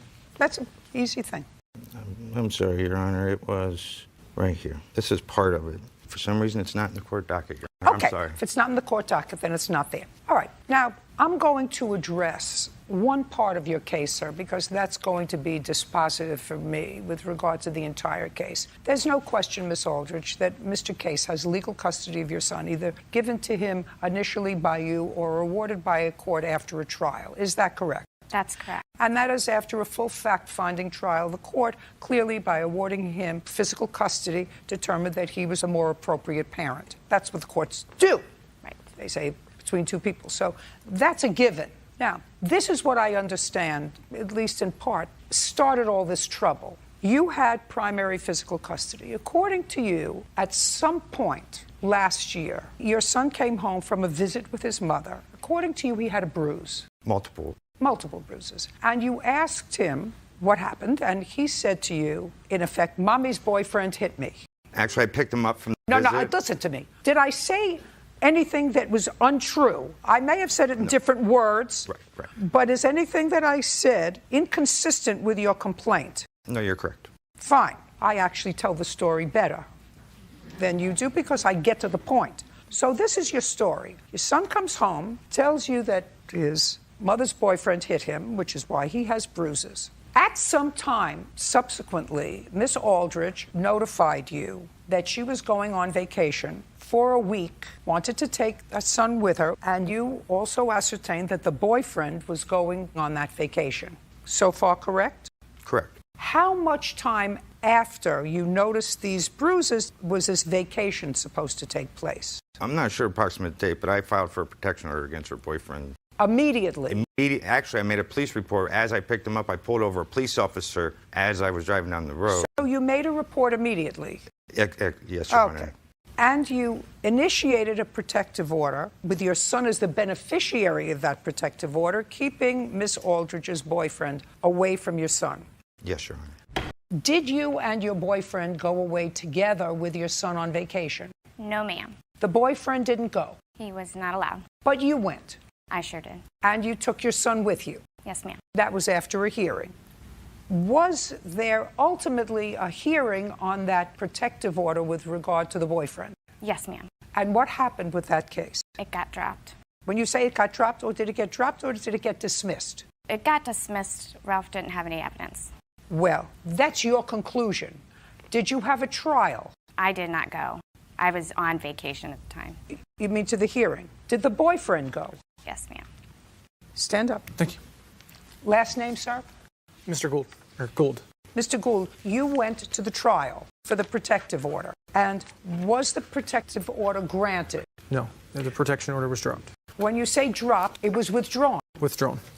Okay, that's a different story. Do you understand, Miss Aldrich? That doesn't say didn't have any evidence. That means that Mr. Case had accomplished his mission, which was to prevent the boyfriend going on vacation with you and your son. So, mission accomplished. I don't have to proceed with this anymore. Now you can sit down. Thank you. I'd like to see the police report. Police report, denied motion, and incident report, emails, attorney fees. Stop and talking to yourself, please. Sorry. Only old Sorry, people Your talk Honor. to themselves.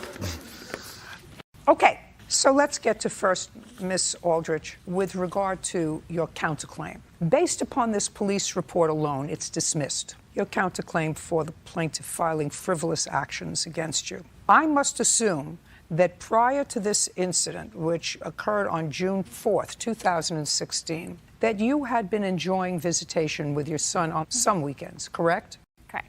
How long had you been enjoying visitation with your son? A month, 2 months, 3 months, 6 months, a year? Years. Years. And this was the first police report that was filed. Yes, magistrate. Okay. And the 4th was the actual date that Mr. Chase picked your son up from visitation at your house. The officer's narrative, and I'm not quoting him, I'm quoting what the officer said that your son said to him. Your son said to the officer that the boyfriend hit him, which resulted in the bruises on his legs, shins, and back. That's what the boy told the officer. The officer documented that with photographs because the officer said, I saw the bruises, I documented them with photographs. So the plaintiff had every reason to file for a protective order against Mr. Gould based on this. As a matter of fact, he could have been charged with neglect if he did not do so, knowing that Mr. Gould was again going to be alone in his company without his father present when you were on vacation. Now, you don't know, I don't know, certainly, and I'm not going to get that information here today as to whether or not the plaintiff coached your son to say that. However, based upon your statement to me that you have been having weekend visitation for years without incident, I have to assume that there wasn't an ongoing pattern of trying to disrupt your visitation with your son, but this was an incident that caused his custodial parent some alarm, coming back with bruises. Your excuse to the police officer who spoke to you was, we just took the training wheels off his bike and he fell. That was your reason. So he had every reason to do what he did. So your application for counsel fees is denied. You did what you were supposed to do. What counsel fees do you think you're entitled to? Just to all the emergency motions that were filed. Well, she filed an emergency motion as a result of you are trying to preclude her going on a long-standing vacation to allow her to take him. That's perfectly reasonable. And also for relocation and to file for the custody when there was no extreme change of circumstances. Well, listen, did you relocate? No, ma'am. Did you try to get an order of custody so that you could relocate? Not for relocation purposes. For the child sorry. What do you mean for the child? It was a relocation for the child, so she would be full custodial parent and not me. Oh, she filed for change in custody. Yeah, it just said relocation on the order. Listen, that happens, and that was just resolved, and it was resolved clearly in your favor. You retained primary custody, correct? Yes, Your Honor. Yes, Your Honor. So that there was some benefit for the defendant in bringing on an application, because instead of weekend visitation, she now gets partial summer visitation, right? But the defendant's visitation rights were expanded as a result of the last order in May. That's a yes or a no? Yes, Your Honor. Good. Your case is dismissed. We're done. Thank you. I only have one other thing to say to you. Your son is 6. You're going to be parents of him. He's going to be living with you probably for the next 12 years. I'm speaking. Try listening. Put on your listening ears, Mr. Chase. I think you're a very nice guy and you're a good parent and you've parented this child reasonably well so far. I see no indication that you have not, which is all a wonderful thing, and I give you credit for that. However, I'm going to tell you this. Both of you didn't make this one child to make his life miserable, I assume. You made this child either on purpose or by accident, but you made this little being who didn't ask to be born. So don't make us like crazy. Do you understand? I understand. And your primary responsibility when your son is with you is to him, period. Nobody else. And I guarantee you that if you had primary custody of your son and he went with his father for a weekend and you picked your son up and he had bruises, which your son clearly did, and your son said that his girlfriend hit him, you would have done nothing less, right? Correct. Good. We're done. Is there someone whose name is Dusty here?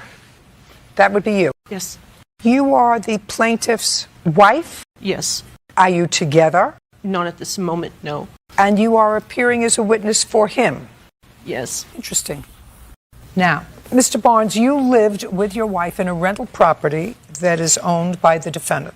Yes, ma'am. Your wife's name was on the lease. Your name is not on the lease. Yes. The defendant knew you were there. Is that correct? That's not correct. Oh, that's not true. Then your counterclaim is dismissed because your counterclaim is that he was supposed to fix a shed for you. You paid him to fix the shed. He never fixed the shed, and the materials disappeared. Well, why would you pay? I mean, he was just a maintenance guy that was around, so you knew he was living there. Yes. So why did you say no? It's been a rocky relationship, and they split up a number of times. That's okay, but you knew he was living I there. did know, yes. Okay. And you knew he had been living there for a long period of time, as long as Dusty has lived there? How long was Mr. Barnes living there? When did you move in, Mr. Barnes? October 19th of 2015. And on what date did you change the locks? November 9th, 2016. You can't do that. So his lawsuit is for an illegal eviction and for some property that he claims was lost somehow. You have a counterclaim. Your counterclaim is some damage that was done to the house by this person who you first said that you didn't know was living there, and something that has to do with this shed that he was supposed to build for you. Okay, what I find is curious. Did you bring him today? We flew together. Because the story is a rather convoluted one. According to Miss Howell, you advised Miss Howell that you and the defendant were once again off again. You were leaving. Is that right? Yes. I could stand up over there. When did you tell her you were leaving? It was like November, a little after November. And when was Mr. Barnes, the last night that Mr. Barnes stayed at the house? I have no idea what was the last night. What was the last night you stayed at the house? It was like November 10th, somewhere in a little over the first week. I'm not sure of the date either. Well, she changed the locks November 9th, so it had to be before. Yeah, it was 2 days after after Dusty left. It was 2 days that Miss Howell came over there and changed the locks. And you left in November? Yes. Had you paid November's rent? Yes. Who paid it? My name is on the receipts. Who paid it? He did. How much was it? $575. Mr. Barnes, who gave Miss Howell the rent? Miss Howell is at the office when we go to pay the rent. We both went in there and we paid the rent. I got receipts. And it was accepted? Yes. Why did you change the locks? Because I got text messages to show you that Dusty had moved out and that Harold had changed the locks on the house and that she had turned off the... Okay, just a second. So you show me where she said that Harold had changed the locks on the house. Did you change the locks on the house? No, ma'am, I did not. So show me. Did you tell her that Harold had changed the locks on the house? No. I'd like to see that. Ma'am, the only locks that I put locks on the shed. I put a door on there and I put a padlock and a locked a door handle one that had a key to it also. But I didn't change no locks on the residence whatsoever. What locks were you talking about? You say you went to get the things that he has changed the locks. Did that have to do with the locks on the residence? The house, the door lock from the house were put onto the shed, and then they haven't got new locks for the house. What kind of lock? You mean like a regular door, the front door lock? The question is, were you able to get into the house to get your things? Yes, I was. So what did you say to her, that you went back to the house to get your things, but he went and changed the locks? What does that mean? He had changed the locks. When my daughter and I went to get my things, he had changed the locks. That's what he said at the time. Just a minute. Did you go there, or did he tell you he changed the locks? And he told me that he changed the locks. Did you go there? Yes. Were the locks changed? Yes. So you couldn't get in? As far as I knew. It doesn't really make any difference. You knew he was there. You had accepted his rent. You had no right to evict him. That's what he's suing for, an illegal eviction. Okay. Well, you know that you have no right to. Is this your only rental property? No. Sure, you can tell me what happened. What happened, can I tell you? Okay, so I had given him an application. I thought March, I've got a note from her saying this is her fiance and he would like to be on the rental agreement. So I gave him an application and they never turned it back in. It doesn't matter. Okay, you knew he was a tenant. You accepted his rent. Right. You knew he was a tenant. You accepted his rent. You have to give him notice. She gave me 30 days notice that she was moving out. She did. Oh, just a second. Okay. On what date? November 4th. I've got a 30-day notice. From her? From her. Did you find out about him? Yes. What did you do to find out about him? I've got notice that he would move out on Monday of November. He gave me notice he was moving out as well. She had... Just a second. Show me where he said, I'm moving out. What? Ma'am, she had already moved the property, all my property from the residence prior to me even saying nothing like that. Just a second. On what date did she remove your property from the residence? She removed the property on, well, you're saying it was on the 11th, 2 days prior to all that. When Dusty gave notice, that's the day I was still in the house, and I texted her and told her I wanted to be there and I wanted to keep paying the rent. I've been paying the rent also. Well, you had paid rent for November. Yes, and then she came 2 days later and changed the locks and removed all my property. Every stick of property in the house was gone. She gave it to one of her tenants. She took my couch, my love seat, and everything I owned and gave it to a tenant. No. Yes, she did. Yes, you did. I've got a picture here of Dusty moving her things out. Dusty can move, listen to me. Dusty can move her things out. You have no right to move his things out. You have to go to housing court if you want to evict him and evict him. He had been a tenant for over a year. You accepted rent for him from the month of November. In the month of November, you changed the locks and put his things. I don't know what you did with them, but you had no right to do that. I didn't touch his things. Dusty moved all of his things, all of his possessions. She took hers and put all of his in the shed, in the lock shed. So what you're saying is, listen, I don't know whether she knows what today is. Did you take all of his stuff and put all of his stuff in the shed? The things were removed from the house, his things, and put in the shed. By whom? By Peggy's husband and a maintenance man. Were you at home when that happened? I was there when all of this was happening. Okay. So you were there, he was not. Right. And did you tell them to move his things from the house into the shed and secure them? Yes. You told them that? Yes. And they did it? Yes. Are either one of those people here today? Yes. The gentleman. You moved his things? I helped. Just a second. You moved his things. Who do you work for? I was with my mom at the day, So this is helping your- them, just a helping sec- my mom. I'm her mom. Just a second. Who were you working for?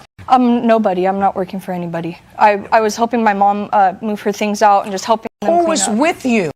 It was me and Peggy's husband, and there was That would be you. Yes, Yes. Did you help move his things Yes, I did. out of the house into this shed? Well, that's all I want to know. Judgment for the plaintiff in the amount of $5,000. Your counterclaim's dismissed.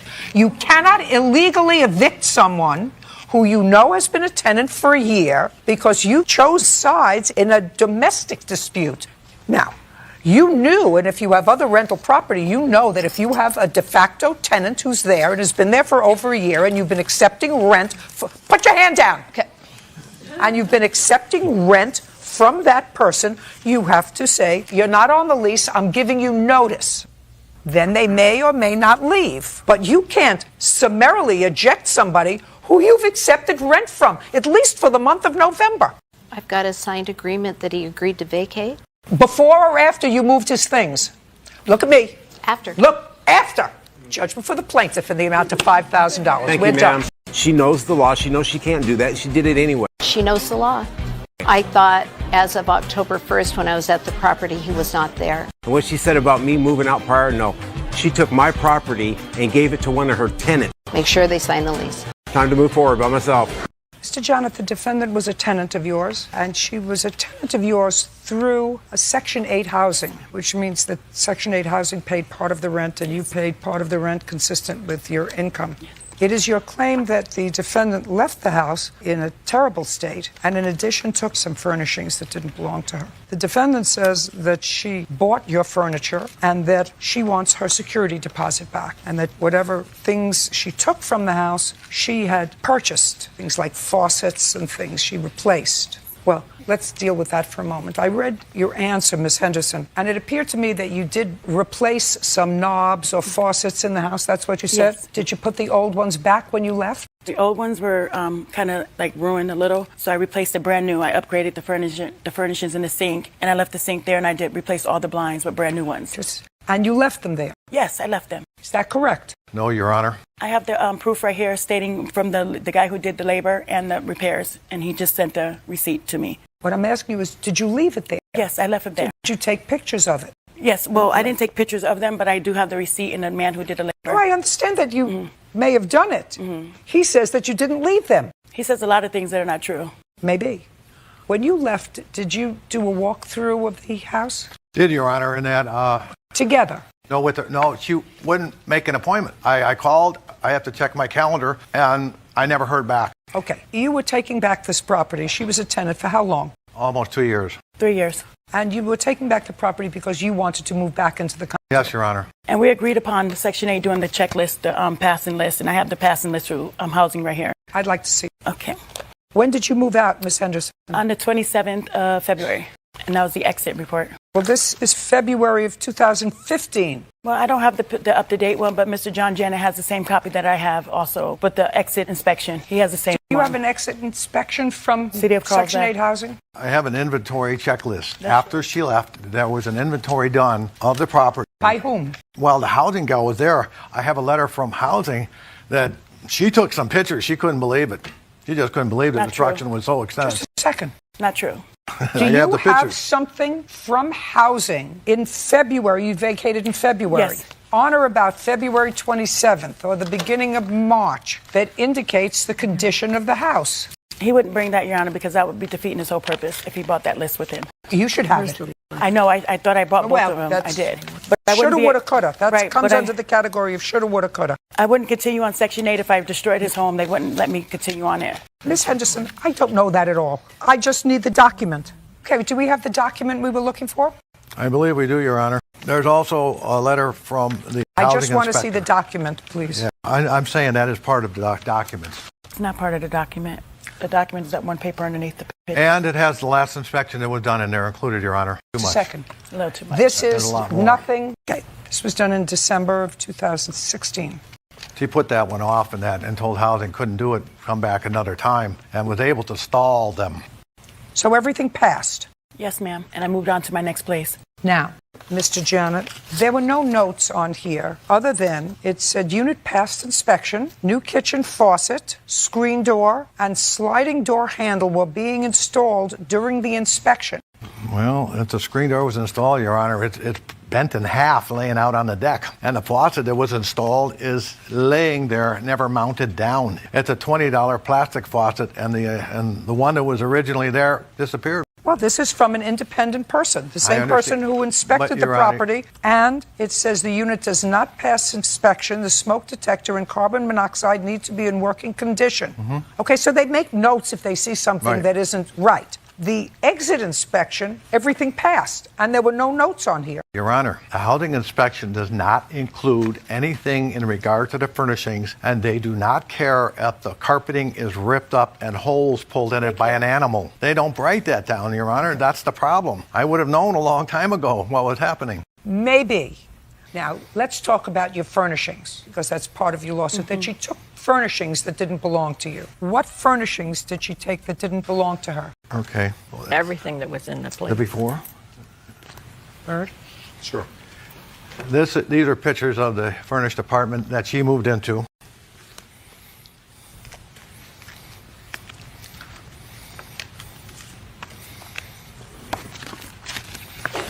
Got it. Now, this. When I moved in, the beds had bed bugs, so we called I'm waste not management. talking. This is not a bed. This is a table and chair. Where is it? $1,800. I purchased all the furniture when I moved in. I paid him $1,800. Just a second. You paid him Yes. for all the furniture. Yes, but I'd like to see proof that because you took all this furniture. I'd like to see proof that It was you through the paid property him. management. I paid through the property management. And I also have the pay stubs for my Just a checking second. account. Did she ever buy your furniture? Yes, we did, Your Honor. We No. we were going to. He just said yes. If you interrupt me again, I'm going to find in his favor. Do you understand Yes, me? ma'am. Did she buy your furniture? No, ma'am.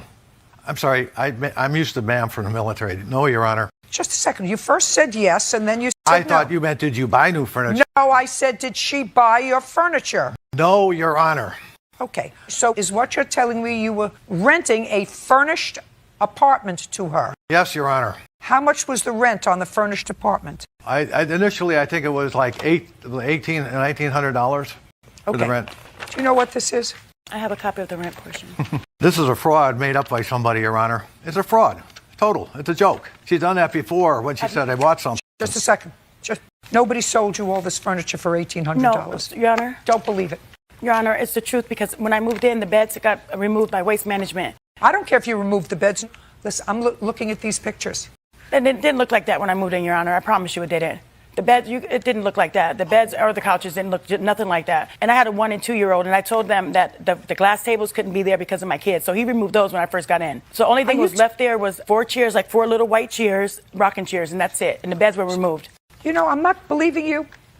I'm not believing you because, don't tell me it's true. I'm not believing you because if first you tell me that you paid $1,850. Hey. First, you tell me you paid $1,850 for all the furniture in the apartment, and then you tell me that there were only 4 little chairs there. It was because the beds were removed because they had bed bugs. So you didn't want the beds. Exactly. Just a minute. So you didn't want the beds. So you want me to believe that you paid on Section 8 housing $1,850. I did. Just to, hey. I did. They didn't let me finish the question. I'm going to finish the question. There. Okay, go ahead. I don't believe you. I don't believe that you paid $1,850 for 4 little white chairs. It wasn't just 4 little chairs. Yeah, there was appliances there too, like a toaster and a microwave and things like that. No, not things like that. What about table and chairs? No, they were removed. They were removed because they were glass, and I had a 1 and 2 year old. It was dangerous. Just a second.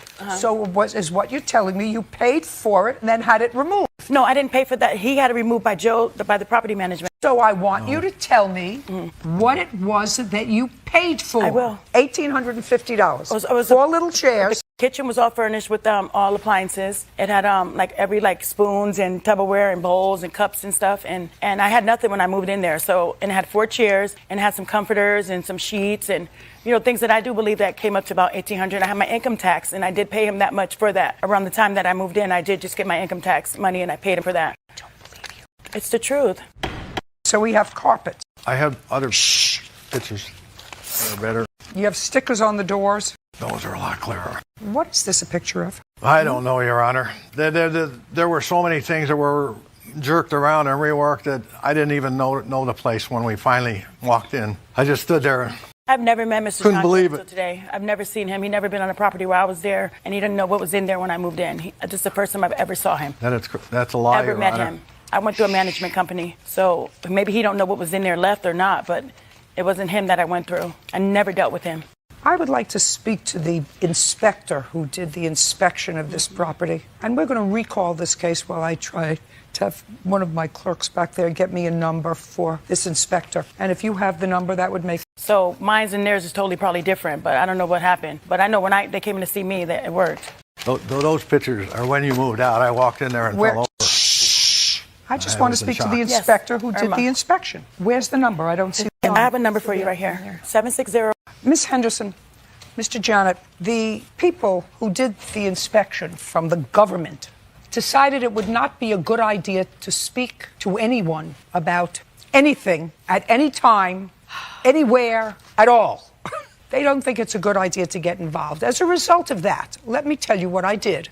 I looked at the before pictures of the kitchen, the way it was when you moved in. And then I looked at the pictures of the kitchen when you moved out. Compared the kitchen and compared the inside of the stove. I have professional cleaners coming just to a clean. Just a second. Compared the outside of the stove. This didn't happen in a couple of weeks.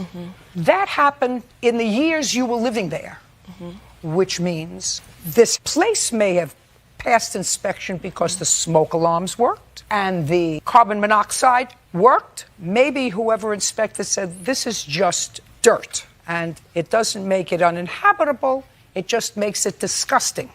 Do you understand what I'm saying to you? No, I don't, because they wouldn't have passed me with a stove like that. I mean, that's on a checklist. Well, that's the stove. I compared it to the stove that was in this I don't know where he picture. got these pictures from, but the pictures you're showing from before, that's my pictures. So I don't know where he's getting these after pictures from. That's not true. Absolutely. I compared the two. Right, and the one you got before pictures, that's how I left it. This is how you left the counters. This is how you left it. That's how I left it. And minus the counters being chopped up, I did do that. I did chop up the counters, but other than all the other stuff he's showing, I don't know where he got those pictures from. Great. So I don't believe that to be Well, true. let me ask. I don't care what you believe. I believe that I did destroy. Why did you chop up the kitchen counter? I didn't know any better, and I do take responsibility of that. I do. And the carpet may be dirty, and he needs to replace and clean it, but that's it. But other than that, those pictures came from when I left. Very good. Judgment for the plaintiff in the amount of $5,000. Your counterclaims dismissed. We're done. Nobody should have to endure the kind of trashing that that place took. They wouldn't have cleared me and let me move on to the next place. The destruction was immense. Really wants as a monster. He's a very slumlord, so I'm okay with the verdict. I'm out of it.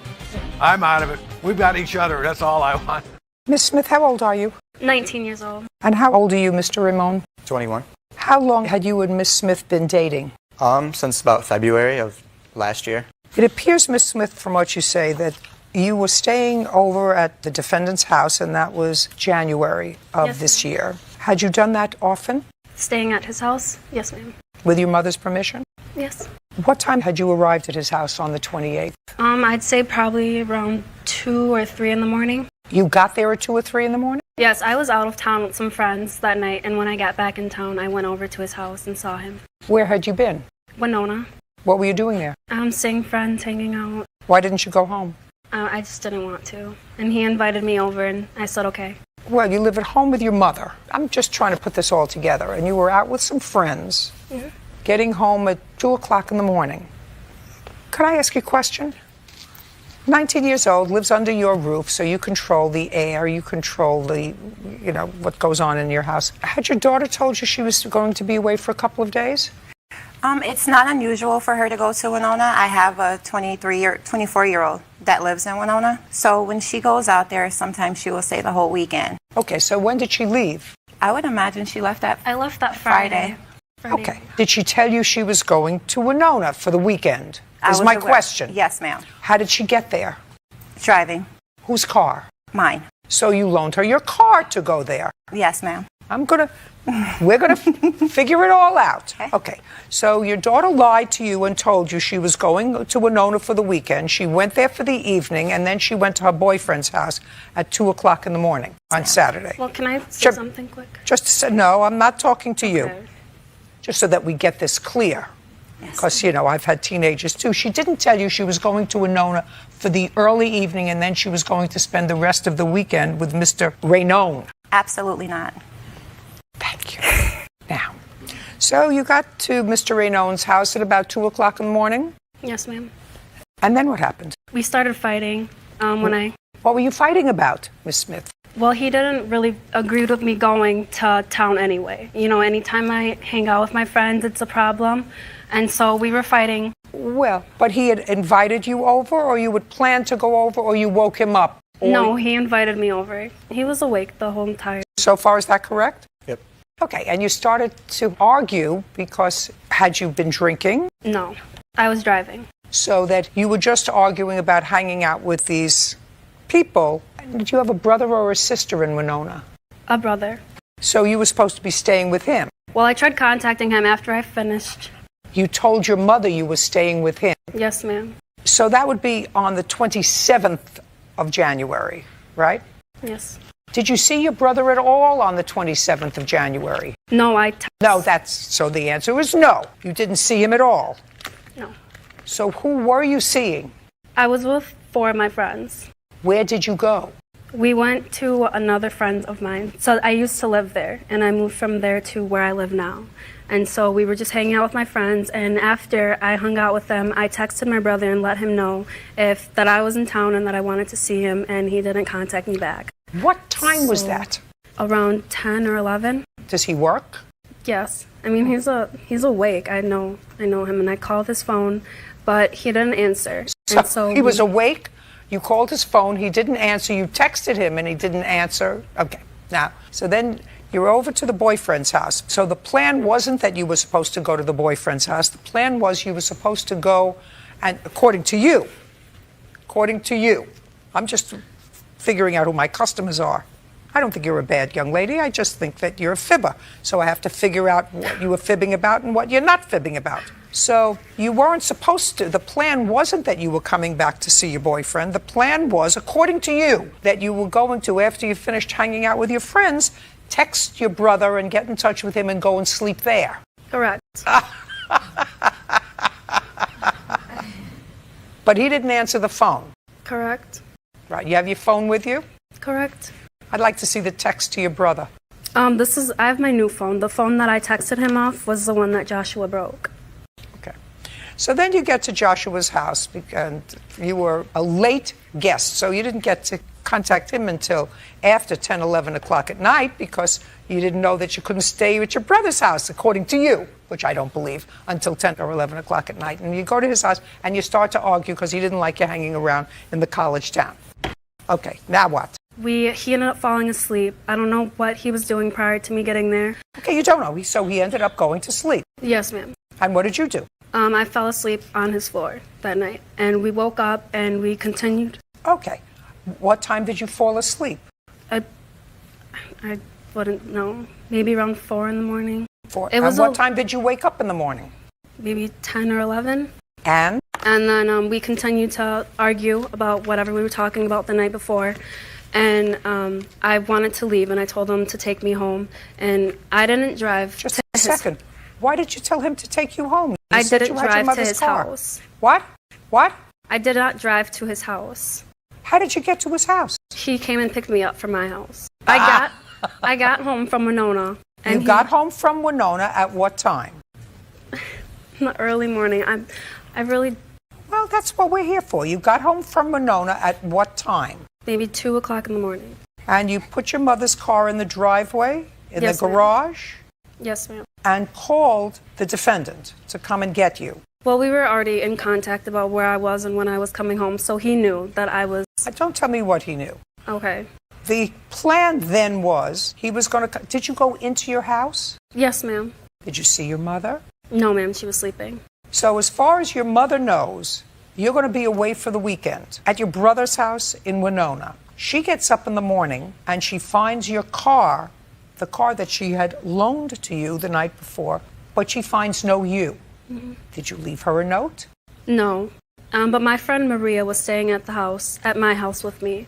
And so I just dropped her off and then I kept going. Oh, it gets more complicated. So you had a friend with you that you left to deliver the message to your mother that you were going to your boyfriend's house. Well, she was currently living with me as a roommate. I don't care. You don't leave your mother a note. No. Call the boyfriend. Boyfriend came to see you. Why didn't you just drive to his house? Because I'm not supposed to be in contact with him. My mom does not like us. Just a second. Is there any reason for that? No, ma'am. My mother just doesn't like me communicating with Josh. And so there must be a reason. She must not like him for a reason. Yes. What's the reason? Just prior relationship problems that we've had, issues that we've had in our relationship. Well, what were you going to tell your mother when you came home? I'm not sure. Now, you're up at 11 o'clock in the morning and you're at Josh's house. You continued to fight. You told him to take you home and he wouldn't let you leave the house. Correct. He blocked the door. Correct.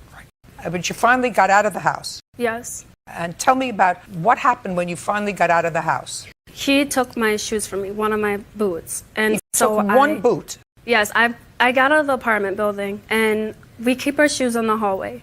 And so I started to put my shoes on and he's like, no, you're not going anywhere. And I had one shoe on and he took the other one from me. And so I'm like, okay, fine, you can have them both. I'm just going to walk home then if you're not going to drive me. And so I gave him my other boot and I started to walk home in the snow after that with just my socks on. So I walked down the driveway and maybe about 4 or 5 houses down the sidewalk. And that's when he drove up beside me with my boots in his car. Why didn't you call somebody?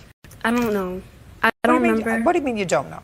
You're 19 years old. You have your phone with you. Mm-hmm. You pick up the phone and you call your mother and you say, please come and get me. Or you call a cab or you call an Uber or you go to a neighbor and say, I need to get home or something. Correct. I just wanted to get out of there at that point. Okay. So now you got out and he comes up in his car and he tells me, I'm really sorry about everything that I did. And I said, just please get in the car, put your shoes on, I'll take you home. I got in the car, I put my shoes on, and instead of driving me home like he said he was going to do, he turned the car around and started taking me back to his apartment building.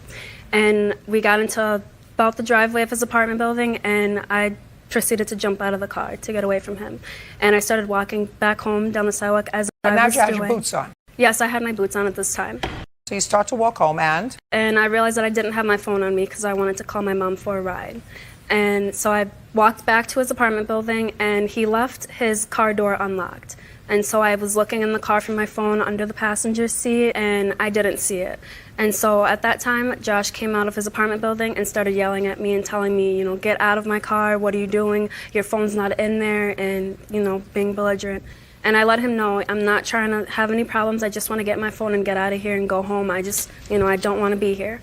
And he didn't come out of the front door of the apartment building. He came from around the back. And so I chased him, and he had my phone in his hand. And? And it was broken. And I have pictures of it if you'd like to. Okay. Listen to me really carefully. Yes, ma'am. Because I have much more important things to do, I hope, today.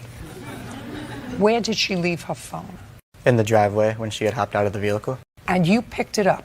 No, I did not have it in my hand at all. So you left it in the driveway? When she had jumped out of the vehicle, that's when it had came out with her, and I know nothing further than that. I went inside to go in to look for my phone. Not a chance. Not a chance. Did you, after you went and darted off after your girlfriend, after you let her come to your house at 2 o'clock in the morning, after you fought with her over the fact that she was hanging out with friends that you didn't like, all of which I believe, by the way, there is no way that you left the phone in the driveway and went inside to the house. Is that what you want me to believe? I didn't know that she even lost it. You just said it fell out? Until she had came back, asking for her phone, crying. I didn't know that she had a phone missing. When she had... Oh, I thought you said it fell out when she got out of the car. No, that's what I'm saying. It must have, because she had found it broken. I did not have it in my hand when she had seen me with it. That's a lie. She had found it on the ground broken, and on the ground is where she had jumped out of the vehicle originally, which the phone must have came out with her when she had jumped out of the car. Now you have a police report. Yes. I'd like to read it.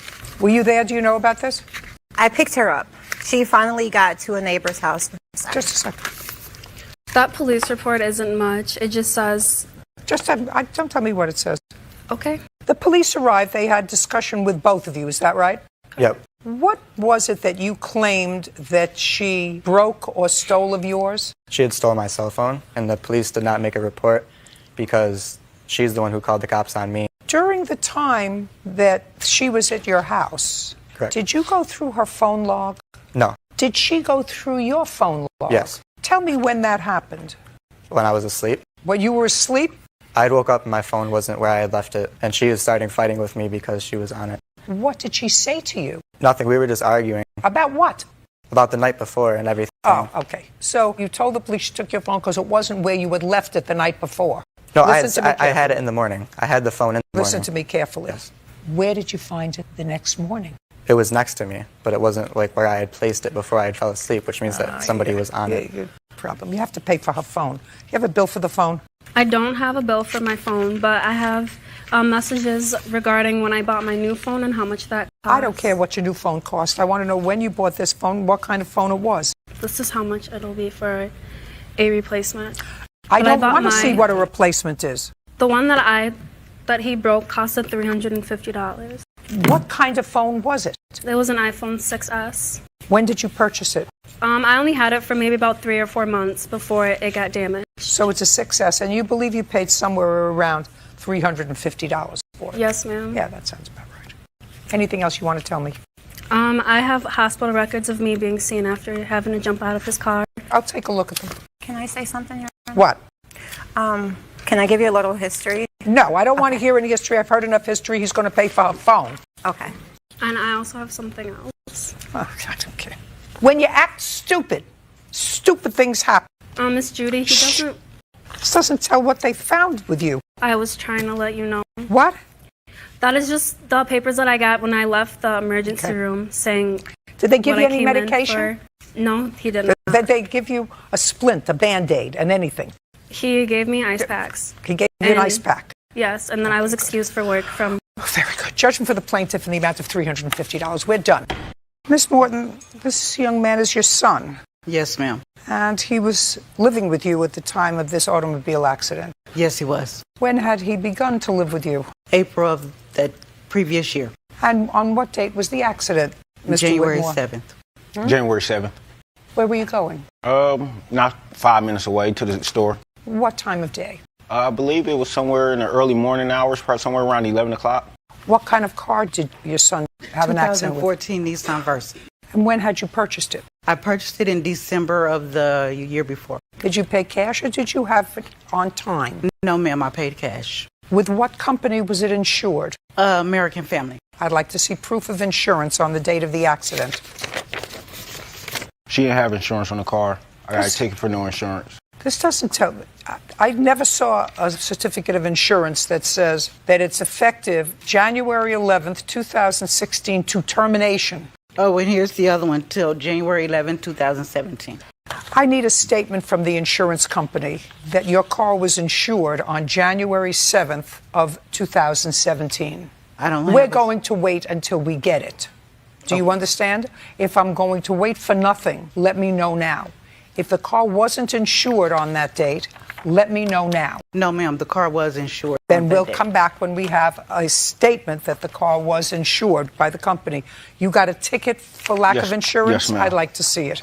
Failure to maintain a lane, which is Pretty much causing an accident. you caused an accident. That's what they're saying, yes. And you had no driver's license. So Correct. you shouldn't have been driving a car. That's what they say, allegedly. What do you mean that's what they say? That's what they said. That's what they say. I had a license, but I just didn't have a physical copy of the license on me. Your Honor, he went to jail under an alias. Just a second. I don't know that. If you have proof of that, that's fine. I'll look at it. It says no license on person. Correct. Did you produce a license? No. Okay, so you didn't have a license. Okay, then you shouldn't have been driving a car. Okay. This said expired registration. I have my registration right here from the state of Missouri. Well, he was given a ticket for expired registration and removing tags with intent. Now, if you remove tags, that means you shift license plates from one car to another. I have my tag number that matches on my registration that matches the vehicle. Listen, I don't know why he got tickets for this. Do you understand what I'm saying to you? Yes, ma'am. You understand what I'm saying to you? He could not produce a valid registration for your car. Correct. He could not produce proof of insurance when they checked because he asked for license and registration. And the tags didn't match. Whatever vehicle, when they checked the tags, it didn't match the vehicle that he was driving. But my registration with the tag number matches with the VIN number and the vehicle. Madam. Because we were in the state of Georgia. The state of Georgia, when they ran my license, it didn't come up in Georgia's system. Missouri tags, the car that's registered in Missouri would not come up in a Georgia system. Just a second. Why was the car registered in Missouri? Because that's where I lived at the time. I was moving from Missouri to Georgia. I just moved to Georgia. He was living with you starting in April. Where were you living with her in April? In Missouri or Georgia? Georgia. In Georgia. This accident happened in January. Correct. I just moved to Georgia in December. He's been living with you since April. December 2016. No. 15. Listen, we're not going to play with each other. No. Your son was living with you in April in Georgia. This accident happened in January of the following year. This year. April, May, June, July, August, September, October, November, December, January. 10 months later. Yes. Why isn't your car registered and insured in the state of Georgia? I didn't get it registered in the state of Georgia, and I wasn't going to get it registered in Georgia until my tags expired. We're going to come back, and you're going to present to me the tags, proof that your car was insured on January 7th of 2017, a letter from your company, because I assume this is the same company that insures you now. American Family. Fine. All we need is a statement from them that this car, which was a 2014 Nissan, was insured by them. Because if he was in a collision and it was insured by them, you have a 2014 car, then you had insurance. Correct. Right? Yeah, I do. Did the insurance fix the car? He was not on my insurance, no, ma'am. He was an uninsured driver. I didn't put him on my insurance because I had no intentions of him driving my car. We're going to be back. Go get me what I asked you for. So, Ms. Morton, I'm advised by my clerk that you, in fact, did not have insurance at the time of this accident on the 7th of January of 2017. Is that correct? That is correct, ma'am. I was just informed that the policy... Ms. Morton, I don't believe you. I knew you didn't have insurance. I'm like Karnak. I knew you didn't have insurance because if you had insurance, if you even thought you had insurance, when you had the accident, you would have called your insurance company and would have said to your insurance company, my son just had an accident. Am I covered for any of it? Because that's what people do. And if you called your insurance company, they would have said, I'm sorry, your insurance lapsed, and you would have known that in January, not months later. So let's get over it. You didn't have insurance on the car. I don't even have to get to the point where, were the plates the right plates from Missouri? Was it registered? I don't even have to get there. I know that you had no insurance, and I know that your son didn't take the car without your permission. He did take the car. Let me explain myself clearly to you. You lie to me once, you get no further chances. The only thing is, you're culpable for letting him drive a car that was uninsured. And there's no question in my mind that he had the car, he had driven the car before, he drove the car, it was in the afternoon. There was no question that you knew he took the car, he was probably going for food for you or for his son who lives with you. Who knows? I don't care. You lied to me once, you don't get another chance. Your problem, Mr. Whitmore, is you were at fault in the accident. Well, I wasn't at fault. Wait, just a second. Where's the piece of paper you just gave me? Right here. Where's the piece of paper? And you want me to play back the tape? You know, we do tape these things. Yeah, I don't need you to play it back. Just a second, Will. Don't raise says. the octave on your voice with me, sir. Failing to maintain a lane. Accident. Guilty. That's what you pled. Guilty. Sure did. I did plead guilty. Listen to me. Don't be a wise guy with me. I'm not. I'm just stating the fact. That means that you caused the accident. Wasn't my fault. Your Honor. Who wants to sit in jail for 7 days over a ticket that you want to get out of jail? Yeah, plead guilty. Whatever you want. Bye. I'm gone. Before he was just a second. Don't speak. I'm telling you, I don't listen to people who swear to tell the truth and then lie. Do you understand? I didn't lie, but okay. I understand. Yes, you did. Oh, yes, you did. What do you think? I'm just a good guesser? I've been doing this for 35 years. The car was damaged. Correct. In your possession. Correct. After you pled guilty to changing lanes, and was the car totaled? No. Where are you living now? Be careful what you say to me. Pillow the post, couch surfing. What? Couch surfing. Couch surfing. Yeah. And your mother has custody of a child of yours. Yes, no? No. Physical custody, yes. Just a second. What kind of stupid answer is that? It's an answer because she has physical custody of him. Legal in court wise, no, that's my son. I have custody of him. Not if you're couch hopping. Well, of course, it's beneficial for him to stay with somewhere like that. You probably deserve each other. How long has your mother had custody of your son? Physical custody or custody? Sir, you don't have legal custody of your son. How come I don't? How come? Because you don't have the piece of paper that says so. Neither does she. She doesn't have to. She has physical custody. Exactly. Possession is 9/10 of the law, so you don't have custody either. Just to answer my question, how long has your mother had custody of There's only one star here, and that's me. Okay. How long has your mother had custody of your son? Since he was 2. And how old is he now? 10. Now, since you're couch hopping or sleeping or whatever you're doing, that suggests to me that you don't pay rent anywhere in a stable place. Is that correct? Correct. Do you own a vehicle? No. Do you have a job? Correct, yes. What kind of job do you have? Chef, sous chef. Where? In Atlanta, Georgia. Name of Morton's. So you're a sous chef at Morton's in Atlanta. On which street? Because there are several. Downtown. I think it's Peach Street. How long have you been the sous chef at Morton's downtown? About 6 months. Well, Morton's is a large company, so they pay by check. Correct. How is his son supported? I support him. No. Do you get any assistance for him? I get grandparent benefits. You get grandparent benefits because you have him through a foster grandparent program? I have him through the state of Missouri, yes. Right. So the state sends money for him. Is that correct? They send me, no, not cash. I don't get cash. I get food stamps. For him? Yes, ma'am. Plus I work. That's fine. But you don't get any money from him? No, ma'am. Right. Well, now we're going to get you some money from the state of where are you living now? Georgia. Georgia. Now, he is a sous chef in Atlanta at Morton's. Pay attention, who's ever listening. All they have to do is garnish his check, and then you'll get some money from him. You have a repair bill for the car? Yes, ma'am. You know you're partially responsible for that. You understand that you let him drive an uninsured vehicle. You let him drive an uninsured vehicle, and he is responsible, but so are you. I'm not going to hear anymore. I'm just going to take a look at the car and take a look at the bill. How much is your check every 2 weeks from Morton's, Mr. Whitmore? It's not an answer. About $650, $700. And you have no rent, so that's fine. Where is the bill to repair it? You have it. That's it right there. That's the $312? No, it's at the bottom, $3,012. Was it fixed? No, ma'am. It's in the shop. I dropped it off at the shop. Okay. Looks like $3,000 worth of damage. Judging for the plaintiff in the amount of $1,500. We're done. Thank you. He asked for permission to use the car, and I told him no. I'm really just happy it's all over with. He took the car while I was asleep.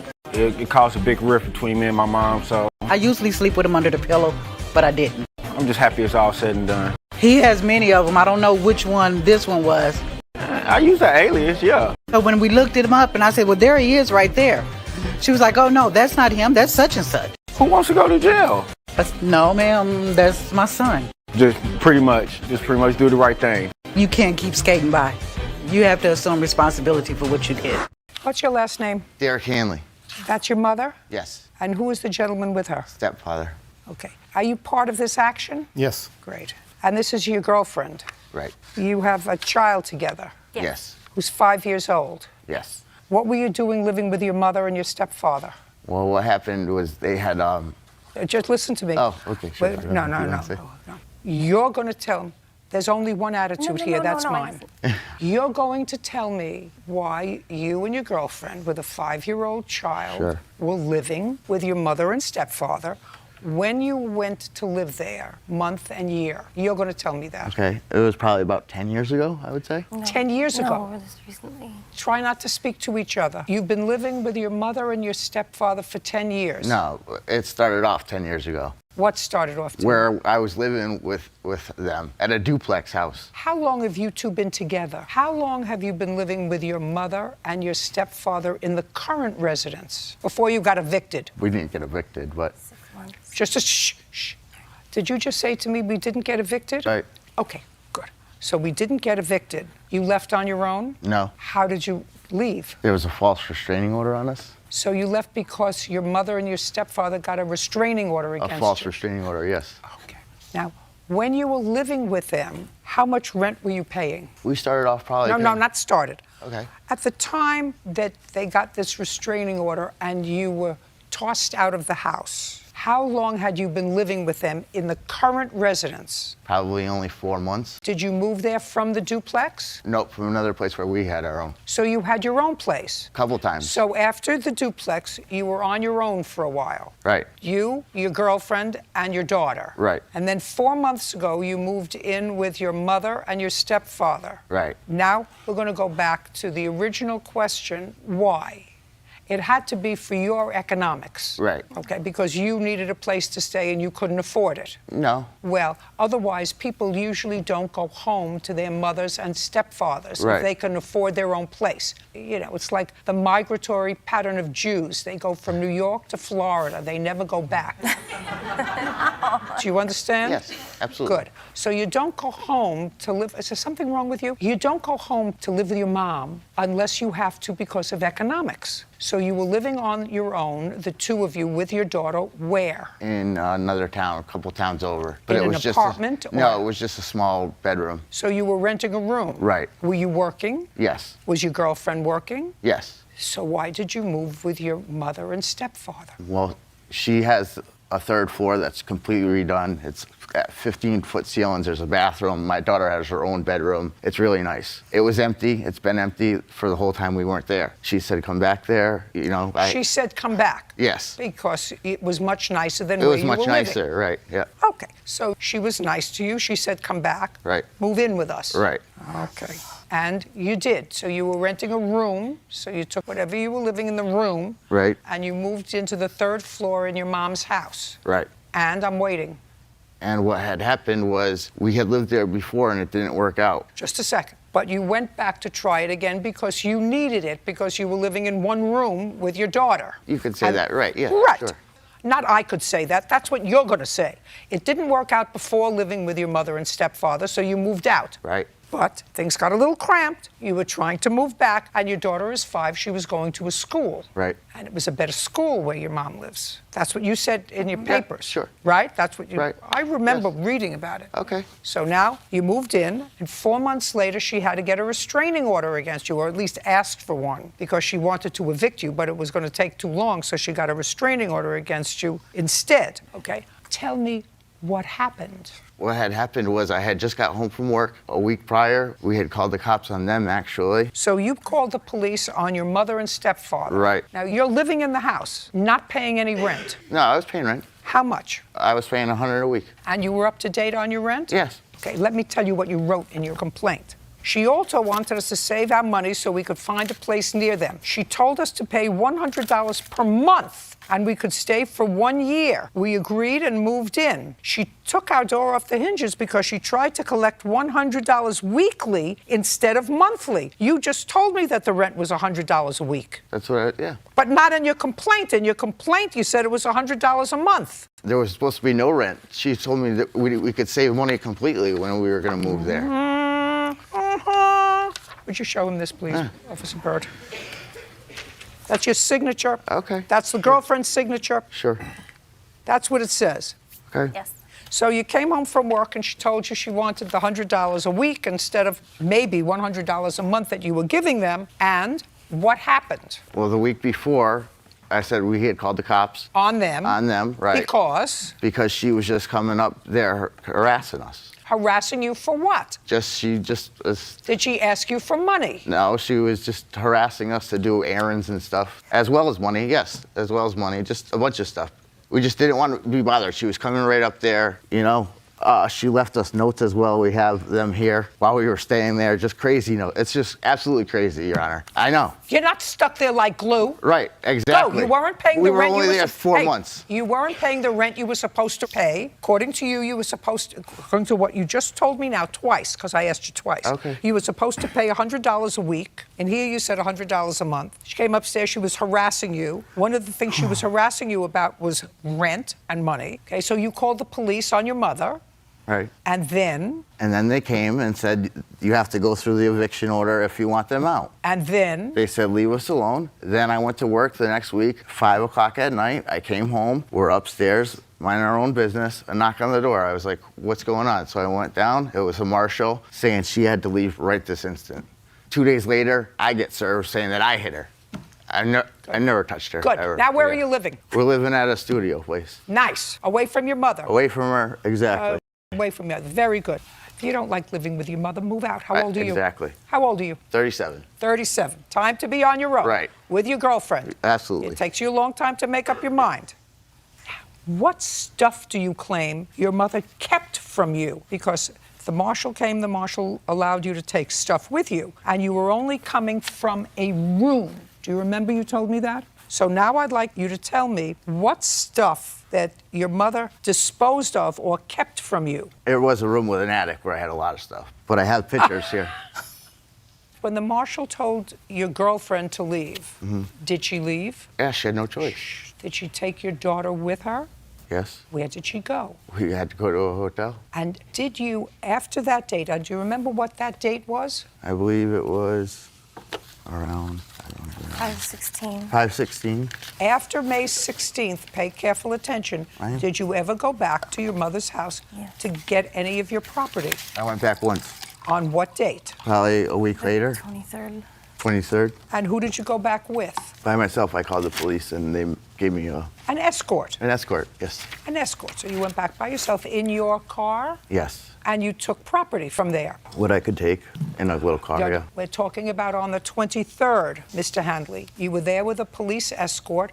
Did anybody prevent you with the police escort? Because I call the police and find out. Did either your mother or your stepfather prevent you from taking anything else that belonged to you on the 23rd? No, they didn't prevent me, but I noticed some stuff was missing. The case is dismissed. We're done. Ms. Sharp, it is your claim that Ms. Lopez actually scammed you out of money. She claimed to be an attorney. You turned over a trust to her that you wanted redone. You found out she was not an attorney, and you want your money back. In addition, she has papers that you claim belong to you, and those papers are the previous trust that you had that you wanted her to modify. First, do you have those papers? No, ma'am. Where are they? They are in her possession. She refused to sign a certified letter.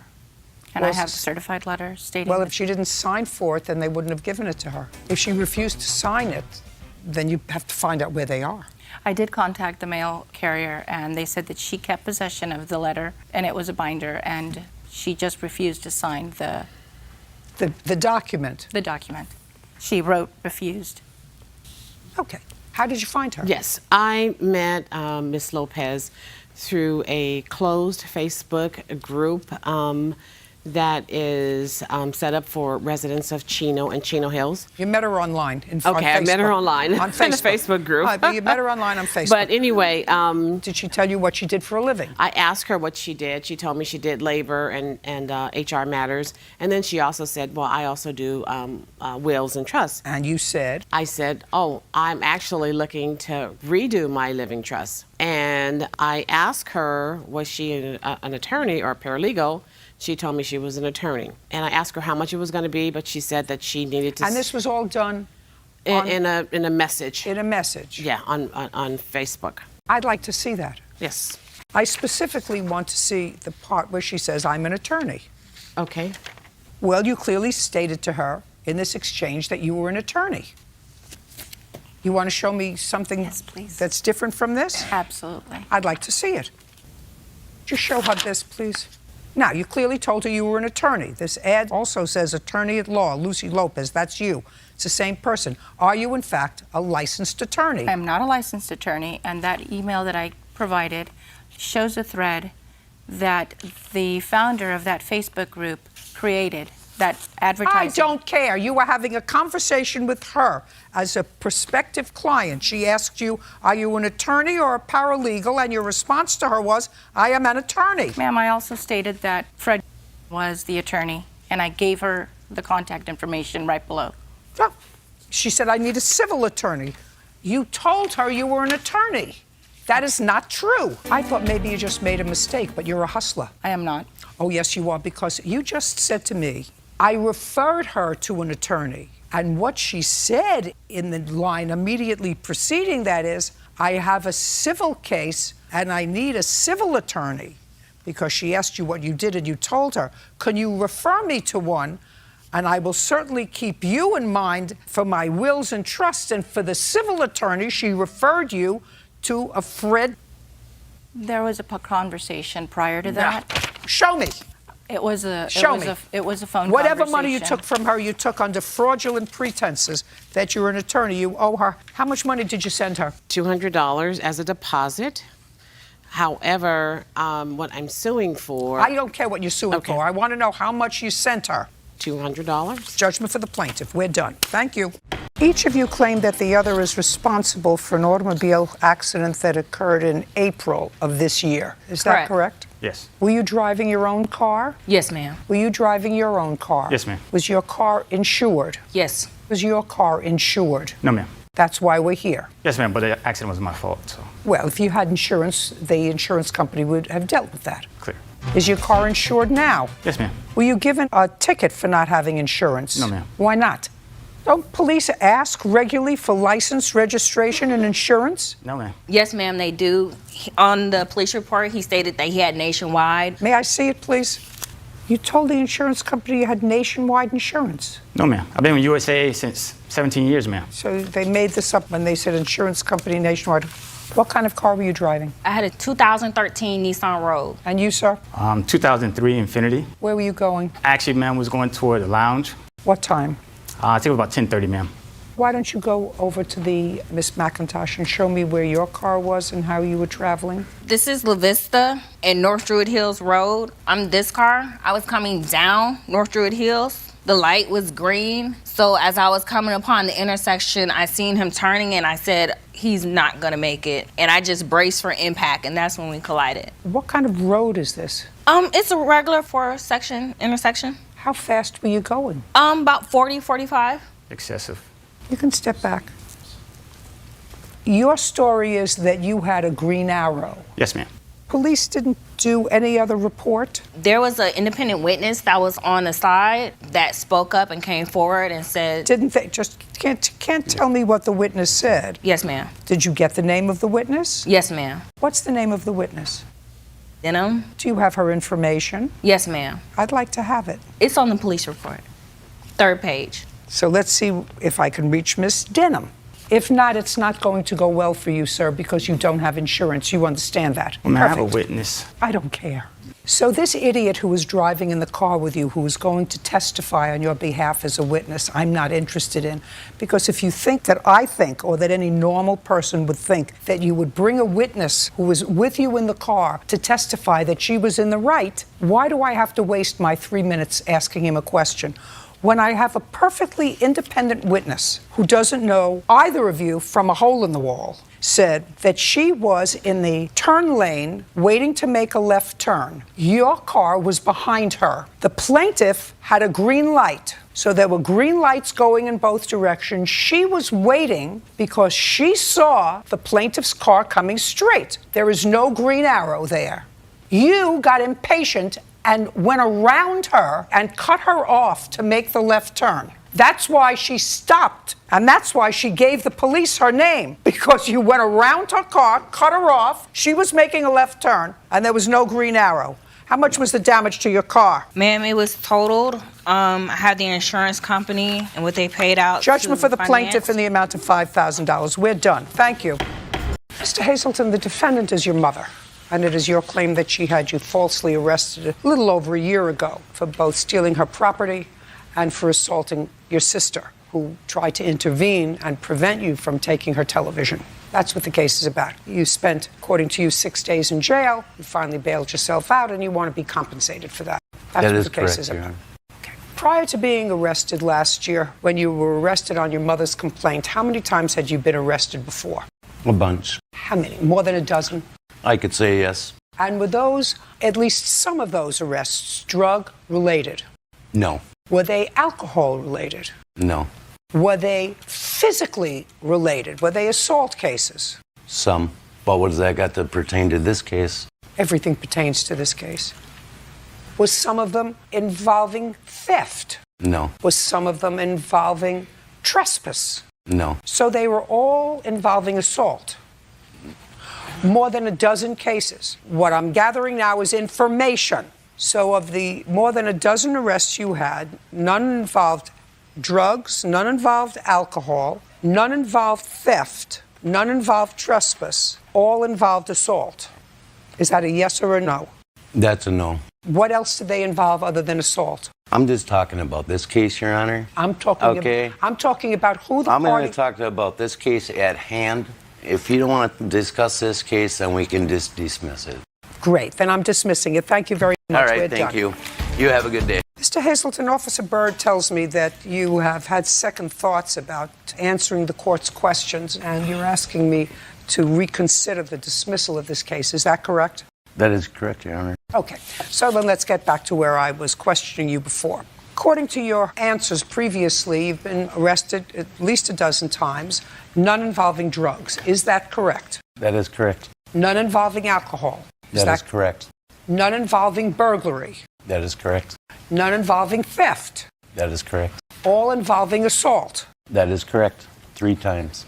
So of the more than dozen times you've been arrested, it is as a result of either temper or a mental illness, if it wasn't drug or alcohol related. No, my anger gets the best of me. Well, that's an uncontrollable... It's an uncontrollable issue. For which you've been or not been in treatment? Not. Is it correct, Ms. Hazelton, that your son never had either a drug or an alcohol problem? Alcohol. In October of 2015, Mr. Hazelton, how were you supporting yourself? By working. For whom? Green Star Lawn Maintenance. How long have you worked for them? For 38 years off and on. Are you working for them now? Yes. Full time? Yes. In the same location? Yes. Is that correct? I think so. Do you remember on what day you were arrested? Yeah, I was arrested on May 6, 2015. Where? In Henry County. Is that where you live? I lived, yes. What time were you arrested? About 12:20. In the morning? In the morning, yeah. And you were at home? I was at home, right? And you were arrested on the complaint of your mother and or your sister? Or just your mother? I was arrested on my mother and sister's complaint stating that I walked in an unlocked door, used the restroom. Upon leaving the restroom, stole the TV out of my mom's room, hit my sister 3 times in the face, and left with the TV. Okay, you're the sister. No. Where is the sister? She's passed away. Were you at home that day? No. So the sister that you allegedly assaulted is no longer here. No.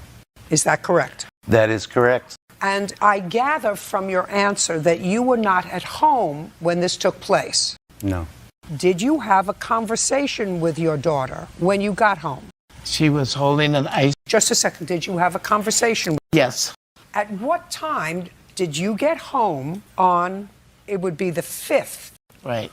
of May? What time did you get home? Between probably 9:30 and 9:45, I was playing bingo. And at that time, Miss Hazelton, who did you live with? My daughter lived with me. How old was she? Let's see. She was 52. Shh. Yeah, she was 50. She was 50 then? Yeah. So when you came home, it was 9:30, 9:45, and tell me first what you saw.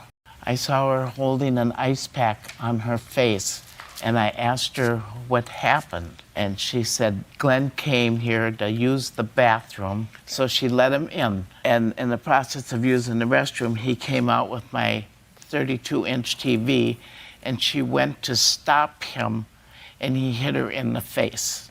That's what she told me. And I was only in the house maybe 5 minutes before the police were knocking on the doors. Had your daughter called the police? Yes. Okay, so she had called the police before you even got home. Oh, yes. Do you have the police report? No, I don't have that. Do you have the police Yes, I do. report? I'd like to see it, sir. Okay. Just the police report. It's right there. You do know that these reports indicate that you were totally uncooperative, had to be placed in a hood, a spit hood, had to be put in an isolation area. Excuse me, Are Your you Honor.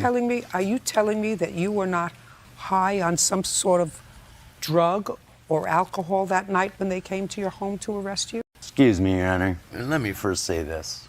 I asked you a question, Mr. Hazelton. We had no, an I was agreement. not high. I was not high. No, I was not on no drugs, okay? Okay. My actions speak louder than words. I was arrested, hauled off to jail, ripped out of my bed in my underwear, and you're telling me for a crime I did not commit, how would you react? And the charges were dismissed, not by the judge, by the public defender, the state's attorney, because I didn't steal the TV that my mom said. And my mother sat there and said she's seen me in a while. She hasn't seen me in 7 years. And it's just, or it came out of her in the police report, she states that. And my sister said 2 different signs. She said she came home in an ice pack, but there's no bruises or marks on her. I hit her 3 times. It's all a lie. And why don't they look in her question and call me and ask me, did I do this? They know where I live. You know? They're trying to give me 46 years for this TV. My life is a little more than 46 years, okay? Or acting out in jail or whatever. I didn't do it, and this is the reason I'm suing my mother. I'm out $2,500. I could have gone after her for penal stolen damages. Your case is dismissed, Mr. Hazelton. You have no case against your mother. We're finished here. Miss Parrish, Miss Williams is your sister. Yes. Older sister, younger sister? Older. How old are you? 21. And you? 23. You claim a loan to your sister. Yes. A loan that you gave her $400 in March of this year. Yes. You needed something for rent or her bills or whatever. It's really not urgently important because Miss Williams acknowledges that you made a loan to her in the amount of $400 in March, correct? Right. So you needed money, you asked your sister, she helped you. Yes.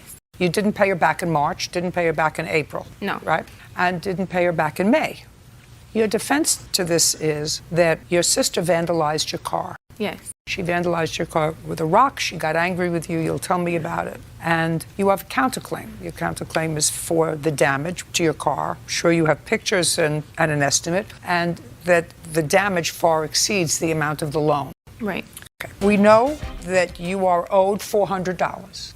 Do you remember this incident that your sister is talking about in May? Yes. And that was towards the end of May of this year? Mhm. You remember what date it took place? The 27th. Why don't you tell me what happened? Well, she came up to my boyfriend's house and like she was honking, and then I went outside, and then she came at me because me and her boyfriend kissed at a party, and she pushed me, like I got out of the way, and then she picked up a rock and tried to throw it at me, and then I moved and she hit her own car. So she picked up a rock and threw it at you, and you say she caused the damage to her own car. Yes. Listen. That doesn't make any sense. I was standing by my car, so how would I have thrown the rock in my own car? So tell me what happened. When I got out, she came over there. We're arguing back and forth. She came over to... She walked like toward the car. She was standing like by the driveway. Okay. You went to her house. Her boyfriend's house. Where she was staying. Right. And you knew that she was there. What did you go there for? To confront her for what she did. Well, you didn't see what she did, but I assume you heard what she did. My boyfriend admitted to it. So that's why I went over there to confront her. So you went over to your kid sister's house because you thought she was fooling around with your boyfriend, who confessed to you that he was fooling around with your sister. Right. By the way, what did you say or do to your boyfriend? Well, that's a different story. We got into it before I went over there. But at the end of the day, that's my sister, so I would have taken more from her. So that's why I went to go confront her. Well, that's true. So you expect nothing from your boyfriend so that you're not disappointed. I was more than disappointed with him, but I was more disappointed with her because that's my sister. I don't disagree with you. I think that that's probably logical, that you would expect more from your sister than you would do from a boy. Because how old are you? No morals. They think with a different organ than most people. But I can understand it. So you went over there to your sister's house where she was staying, and you drove there. What did you do? I started honking the horn, and then she came out. And so she came out of the house, and you are where? By my car. I walked around it, so I'm by the back door. And then what happened? We're going back and forth, yelling, calling each other names. She got mad because I told her that I would sleep with her boyfriend because of what she did. So that's when she threw the rock. And I ducked, not ducked, but moved out the way, and then it hit the car. Well, you really didn't mean that when you said that. No, I wouldn't. Because that would be really stupid. Yeah. Then you would be the fool, right? Right. Have you spoken to each other since? No. Okay. Can I see photographs of the car, please? What kind of rock caused this damage? Like a little boulder. It was like a large rock. Like there's like a little garden and there's rocks around it, and that's the one she grabbed. Do you have an estimate for fixing it? Yeah. $816. Minus $400 is $416. So you lost the loan, and she's getting her car fixed. Judgment on the counterclaim in the amount of $416. We're finished. Thank you. So now we're in September. In September, did he give you a check? So what happened was on August 30th, I was alerted by the bank that my husband withdrew $1,472, funds that were not supposed to be touched. Our lawyers said, do not touch that money. Was that in a joint account? Yes. Stand up. Did you withdraw $1,472 from a joint account? Yes, ma'am. For what? Because she was transferring money, utilizing that money for other things. And before it all disappeared, I said, I'm withdrawing half of what was mine, half of the money that was in there.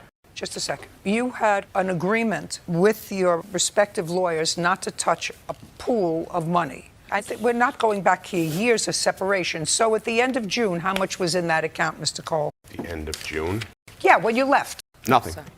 Nothing. Zero. Yeah, I don't think there was anything. Zero. Okay. And who put money in there in It was a July? tax refund. So a tax refund came in. Correct. In what month? August, I believe. Yeah, August. We were in court. So in August, tax refund went directly into the account. Yes. In what amount? Just under $6,000. So $6,000 went into the bank in August. Do you remember what date in August? No. Do you remember what date in August, Mrs. Cole? I think it was between August 8th and August 10th of 2016. And on what date did you draw out $1,472? Towards the end of the month. Now I want you to think very, very carefully, Mr. Cole. During that 2-week period, because you said you drew out this $1,472 because your wife, who has custody of your 3 children, was using that money for other things. I would like you to itemize the other things she was using the money for so that you felt entitled to take out $1,472. I don't know exactly what it was for. I mean, was she using it for... Just a second. Did you see money coming out for a spray tan? or for breast augmentation? No. Then I'd like you to tell me what other things there were that you triggered in your mind an entitlement to remove funds from an account that a judge had said to you, don't touch. It was the attorneys that said don't touch. Fine, attorneys. Okay. Yours and hers. And she was taking money out of the account. And Just a second. before it Just a disappeared. second. Well, so then you've changed your statement. Your first statement is she was taking out money out of the account for things that she shouldn't take money out of the account for. Okay? So now you're not saying that she shouldn't have taken money out of the account for frivolous things. It could have been for other things, but you don't know what they were. So I'd like you to tell me how much money she took out of the account. It was probably in the realm of No, a few no. hundreds of dollars. No. You went against an agreement with your attorney and you took out an odd number, $1,472. Now, she looks like she's got everything written down very, very carefully. You are standing there with your mother with nothing in front of you.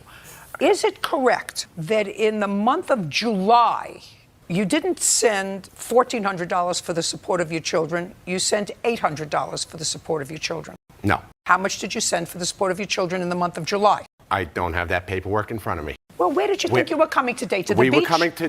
Just a second.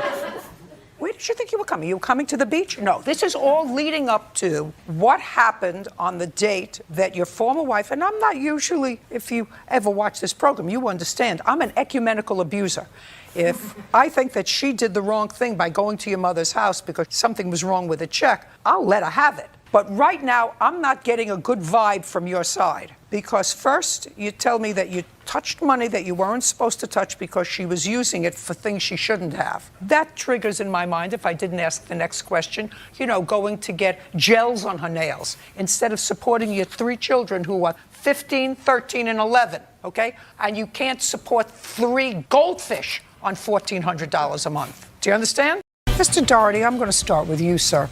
You wanted to rent a motorcycle for your son who was coming to visit. Yes, ma'am. And you had rented motorcycles for him to ride previously from the plaintiff. Yes, ma'am, 3 times. And how much do you pay for each use? I think it was about $130. A day? A day, yes, ma'am. And this last time that you reserved the motorcycle for your son's visit, how many days did you reserve it for? For 3 days, ma'am.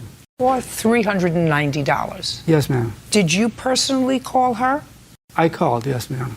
And gave her the dates that you wanted to reserve the motorcycle? Yes, ma'am. What were the dates that you wanted to reserve? That was Thanksgiving. That's Thursday, Friday, and Saturday. The 3 days starting with Thanksgiving of 2015. So was that the 25th? I think that's the 26th, 27th, and 28th. 26th? 27th and 28th, I believe. And on what date did you call her? I called on September 16th, 2015. And then you found out that your son, for some reason, wasn't coming. Right. When did you call the plaintiff back and tell her that the plan had changed and you wanted to cancel? That was September 17th, 2015. And that's all documented. So far, is that all correct? Yes, ma'am. And how many motorcycles do you have? I own 14 motorcycles. And I assume that you have documents to show me that all of your 14 motorcycles were rented for the 26th, 27th, and 28th of November. No, they weren't all rented at that time. That was pretty far ahead of time that he called. So you ran his credit card for $390. He called you within 24 hours to tell you that his plan has changed. And you told him, according to your papers, that you had a no refund policy, that you would send him vouchers for another time. He said, I want my money back. And to make a long story short, they ultimately sided with him and took the money back from you. That's why you're here. Ultimately, it went back into my account when he dropped the dispute at the end. So what are you doing here? Go ahead. Well, I'm suing for the NSF charges that I incurred for the money going in and out, the taxes that I had to pay, and the inconvenience of it all. I'm not giving you a quarter. I think that you're a very bad businesswoman. Ma'am, I think that you 3 days later. I think that he you canceled 3 days later. My policy is no refunds. Miss Noller. Miss It's in my Noller. policy. I'm talking, you're not. I understand. I'm talking, you're not. Let me tell you this. I just went over with him the dates. And They're not I said, correct. is don't speak. I said, is all of that correct? No. And you said, You want me to play back the tape? You said correct. The dates are not correct. The facts are correct. The dates are not correct. He called 3 days after he booked. I have Great. no cancellation. Just a second. No I'm cancellation speaking. policy. Hey, I'm speaking. Listen No to me. cancellation policy. I don't give a So why rat's do people put these in Listen their- to me. I don't give a rat's behind about what you're going to show me. I'm not giving you another penny. Not another penny. If the money went back into your account. Because he was wrong. That's why he dropped the dispute. No, let me tell you something. If I was in Why business. did he drop the dispute? If you're going to talk over me, I'm going to throw you out of Why here did and he not drop even the dispute explain. would be my Hey, just question. a second. If you're going to try to talk over me. Yes, ma'am. I'm going to throw you out. Yes, ma'am. It would be my pleasure anyway. In answer to my question, you did say the dates were correct. Then you changed. Don't speak. Then you changed it later when you saw the direction I was going in. That's number one. Number two, I asked you whether all 14 motorcycles were rented for that period of time, 26th, 27th, 28th. Your response to me, because it's on tape, was, no, they weren't. And he called pretty far in advance. So the second thing is that you suffered no damage as a result of his canceling because the rest of your motorcycles weren't rented. He only rented one. I'm not finished yet. I understand. I'm not finished yet. I understand. So if I were in business with a customer who had reserved and used my business before 3 times. That and understood they the call- policy. Hey, just That understood the policy. goodbye. Your case is dismissed. That's We're great. done. Are you two married? No, ma'am. No, ma'am. You live together. Yes, ma'am. Yes, ma'am. You rented a house Yes, from ma'am. the defendant. Yes. When did you rent the house from the defendant? I lived there from May 2016 until May 2017. And I moved there in August till May of 2017. And Mr. Carter, Yes, ma'am. when you rented the house from Mr. Kimbrough, did he give you a lease? No. No, ma'am. How much was the rent? $525 per month. And did you give him security deposit? Oh, no, ma'am. I gave him $1,000 security deposit. Is that correct, Mr. Kimbrough? That is not correct. How much security deposit did he give you? He gave me no security deposit. He was supposed to give me $125. Show me proof that you gave him $1,000 security deposit. I don't have. Okay. Something happened in May. He told you that the house had to be renovated or something. Yes, ma'am. You had to Yes, move ma'am. into another Yes, ma'am. house. Yes, ma'am. Where did you go? Well, he said he had another place for us to go to. He had another property that we could stay for the 2 weeks while the renovation was being done. Fine. So, did you go there? Yes, ma'am. He took us there the next day. Just a second. To another house? Yes. And you moved into that house also in May? Yes. Yes. May 1st. How long did you stay there? We stayed about 3 weeks. No. It was till the 11th when the actual owner of the property The came. 11th of May? Yes. Okay. And then the real owner came of that property? Yes, ma'am. Yes, ma'am. And threw you out? Yes, he came with the police. Okay. Because she didn't know that you were squatting in her house. Who owned the house? Jimmy. How did you have access to the house? Well, I had access to the house because I'm the RA, which is the resident assistant. Resident assistant what? He has about 10 properties. Oh, so And- you had keys to the house? Yes. Okay. And there was a lockbox I there. got it. Yeah, I got it. Okay. So then the real owner came with the police and said, now you have to go because you're squatting in my house. I don't know who you are. Yes, ma'am. Okay, fine. So you left. Where did you go? We went to a hotel from that point on till we were able to find another place to move. Yes, ma'am. So I have what the do you... receipts right Just here. a second.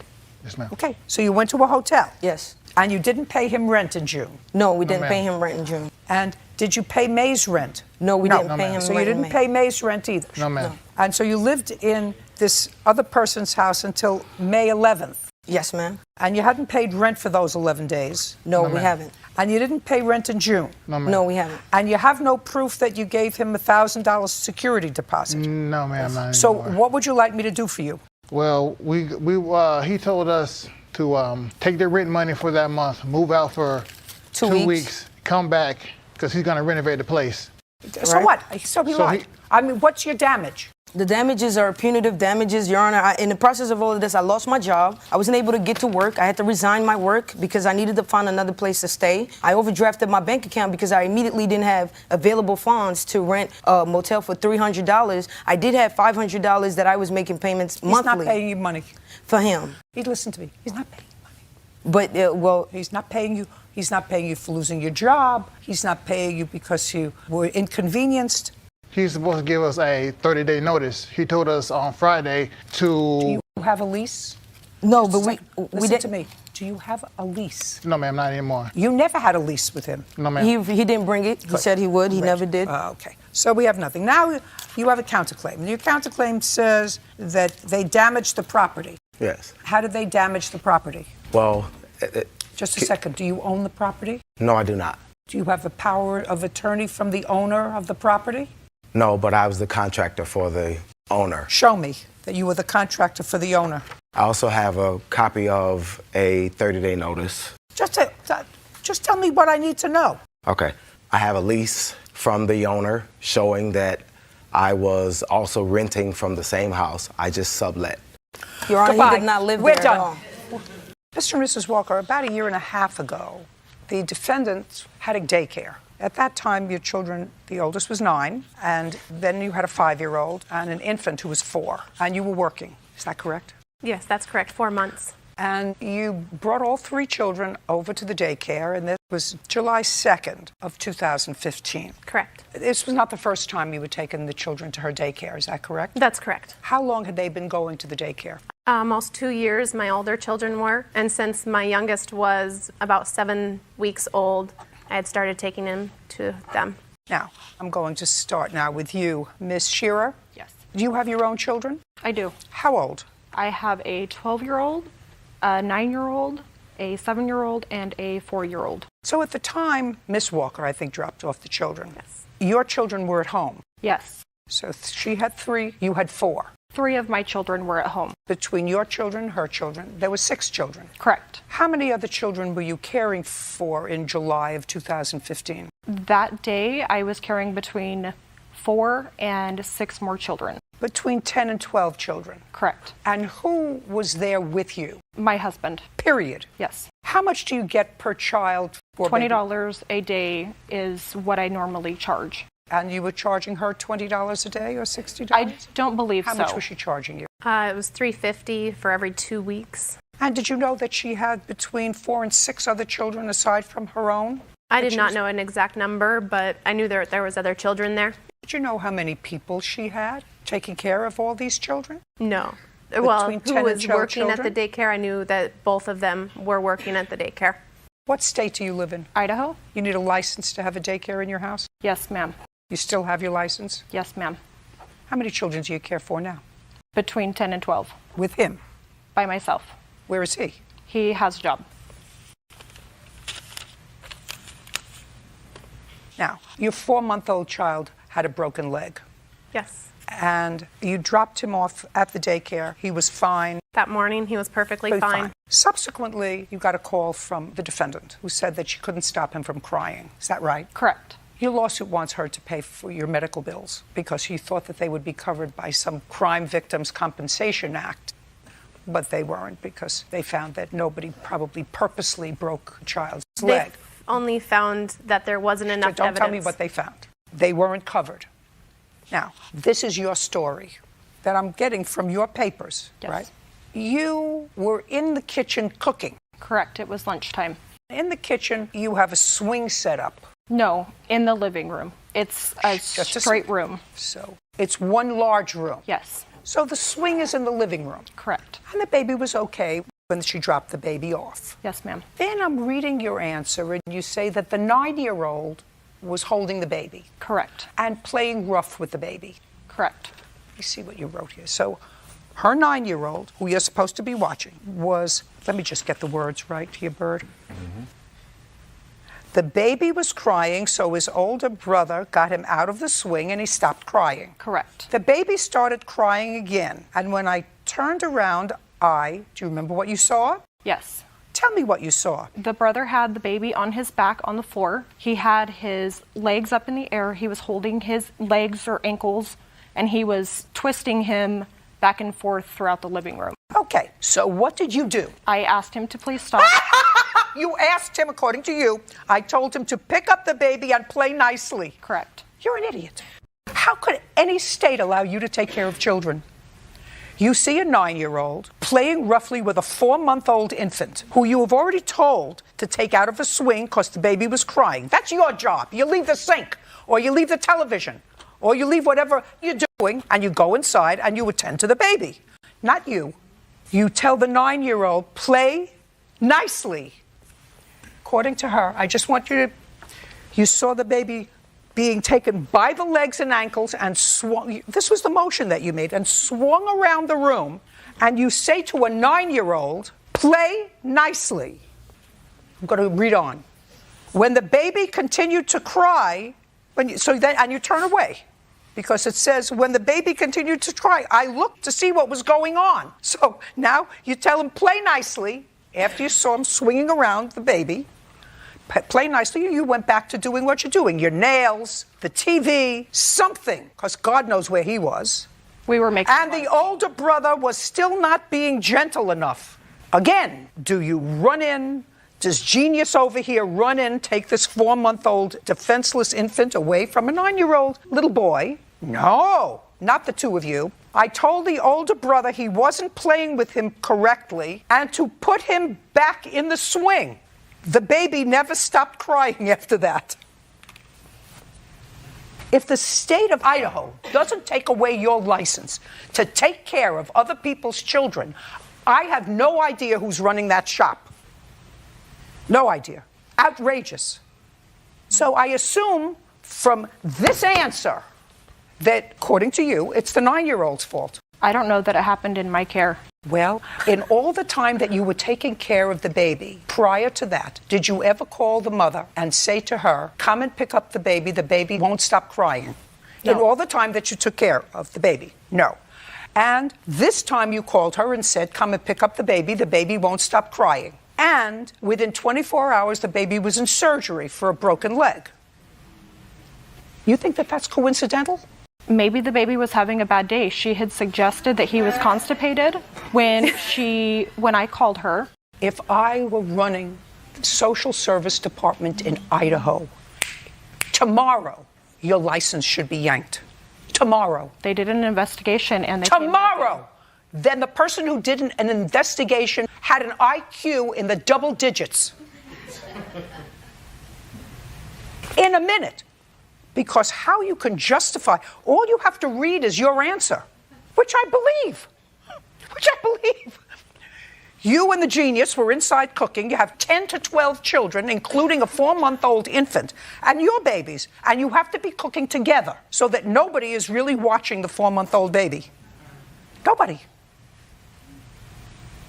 We're done. I'm so upset. Anyway, judgment for the plaintiff in the amount of $5,000. That will cover $4,000 of your medical bills plus some. You have a counterclaim for legal fees because you had to hire a lawyer because of charges that... Good! Counterclaim's dismissed. We're done.